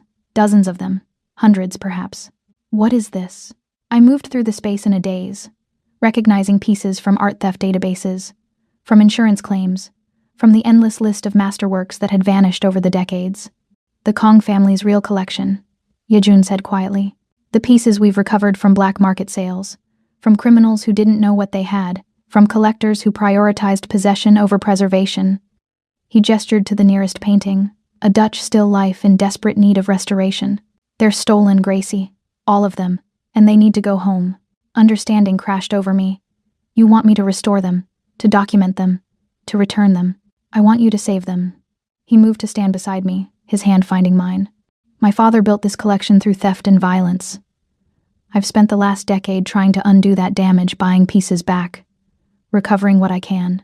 But I can't return them without proof of authenticity, without proper restoration, without someone I trust implicitly to do the work without corrupting it for profit. You want me to be your redemption, I breathed. I want you to be my partner in giving these masterpieces their truth back. His grip tightened. Every piece you restore and document, I'll return to its rightful home. Anonymous donations. No credit, no recognition. Just the art, going back where it belongs. I stared at the workshop, at years of work stretching before me, at the impossible task of restoring and repatriating a collection that represented decades of crime. There's a Raphael, I said, having spotted it in the far corner. And I think that's the Vermeer that disappeared from the Gardner Museum. Yes. This is insane. But I was already calculating the work required, the techniques I'd need, the documentation that would be necessary. Completely, Yejun agreed. But so is marrying a mafia boss to escape federal charges. So is falling in love with the man who's been watching you for a decade. So is building a life together that's founded on art and crime and redemption in equal measure. I turned to face him, this beautiful, dangerous man who'd saved me and claimed me and offered me a purpose I hadn't known I needed. I'll need proper ventilation, and better lighting in that corner, and someone who can source pigments without alerting the FBI. His smile was triumphant. Done. Anything else? Yes. I pulled him close, my hands fisting in his shirt. Promise me that every piece I restore and return, you'll stop calling it redemption. We're not erasing your father's crimes. We're just choosing something better. Something better, he echoed, kissing me with the kind of tenderness that still caught me off guard. I can work with that. We stood in that underground workshop surrounded by stolen beauty and the promise of restoration, and I understood finally what his mother had meant about choice being more binding than blood. I'd chosen this, the danger and the beauty, the crime and the redemption, the man and the mission. I'd chosen to be the queen of a kingdom built on shadows and art and the ruthless pursuit of truth. And God help me, I'd never been more certain of anything in my life. 3 months later, I stood in the Uffizi Gallery in Florence, watching museum staff carefully unwrap a painting that had been anonymously donated. The restoration documentation I'd provided was flawless enough to prove authenticity without revealing where the piece had spent the last 30 years. Yejun stood beside me, just another wealthy tourist admiring the return of a lost Botticelli. His hand found mine, squeezing gently as the museum director gave a press conference about the miraculous recovery. 1 down, he murmured. 247 to go. 246, I corrected. The Vermeer goes back to Boston next month. His pride was palpable. My brilliant, terrifying wife. Your partner, I corrected, turning to meet his eyes. In crime, in redemption, in everything, he agreed, kissing me there in the gallery surrounded by masterpieces and tourists, and the promise of a future we were building together, not perfect, not simple, but entirely and irrevocably ours. Later, on the flight back to New York, I pulled out my tablet and updated my working list of restorations. Beside each piece, I'd noted not just the technical requirements, but the emotional cost, the history of each work, the families it had been stolen from, the justice that returning it would serve. What are you thinking? Yejun asked from across the cabin, scotch in hand, watching me with that intensity that still made my breath catch. I'm thinking that I was wrong about something, I said, setting the tablet aside. That day in the cathedral, I thought I was just collateral damage, a tool someone else had used and discarded. And now I know I was never damaged. I was just incomplete. I met his eyes. I was a masterpiece, with centuries of overpainting, obscuring what was underneath. And you gave me the tools to strip away what other people had added and reveal what was always there. His smile was soft, rare, the kind he only showed when we were alone. And what was always there? A woman who knows her value, I said simply. A woman who chooses her own battles. A woman who loves a dangerous man and builds something beautiful from the ruins he inherited. Yejun crossed the cabin to kneel beside my seat, taking my hands in his. I love you, Grace Leonard Kong. I loved the potential I saw 10 years ago, and I love the reality even more. I love you too, I whispered, leaning down to kiss him. My guardian devil, my patient hunter, my partner in redemption. Forever? He asked against my lips. Forever, I promised. And in that moment, suspended between continents and lives, surrounded by the ghosts of stolen art and the promise of returned beauty, I understood that I'd found something even rarer than a lost masterpiece. I'd found myself, and I'd found him, and that was worth every moment of the nightmare that had led me here. The collateral bride had become the queen, and the debt was finally, impossibly, joyfully paid in full.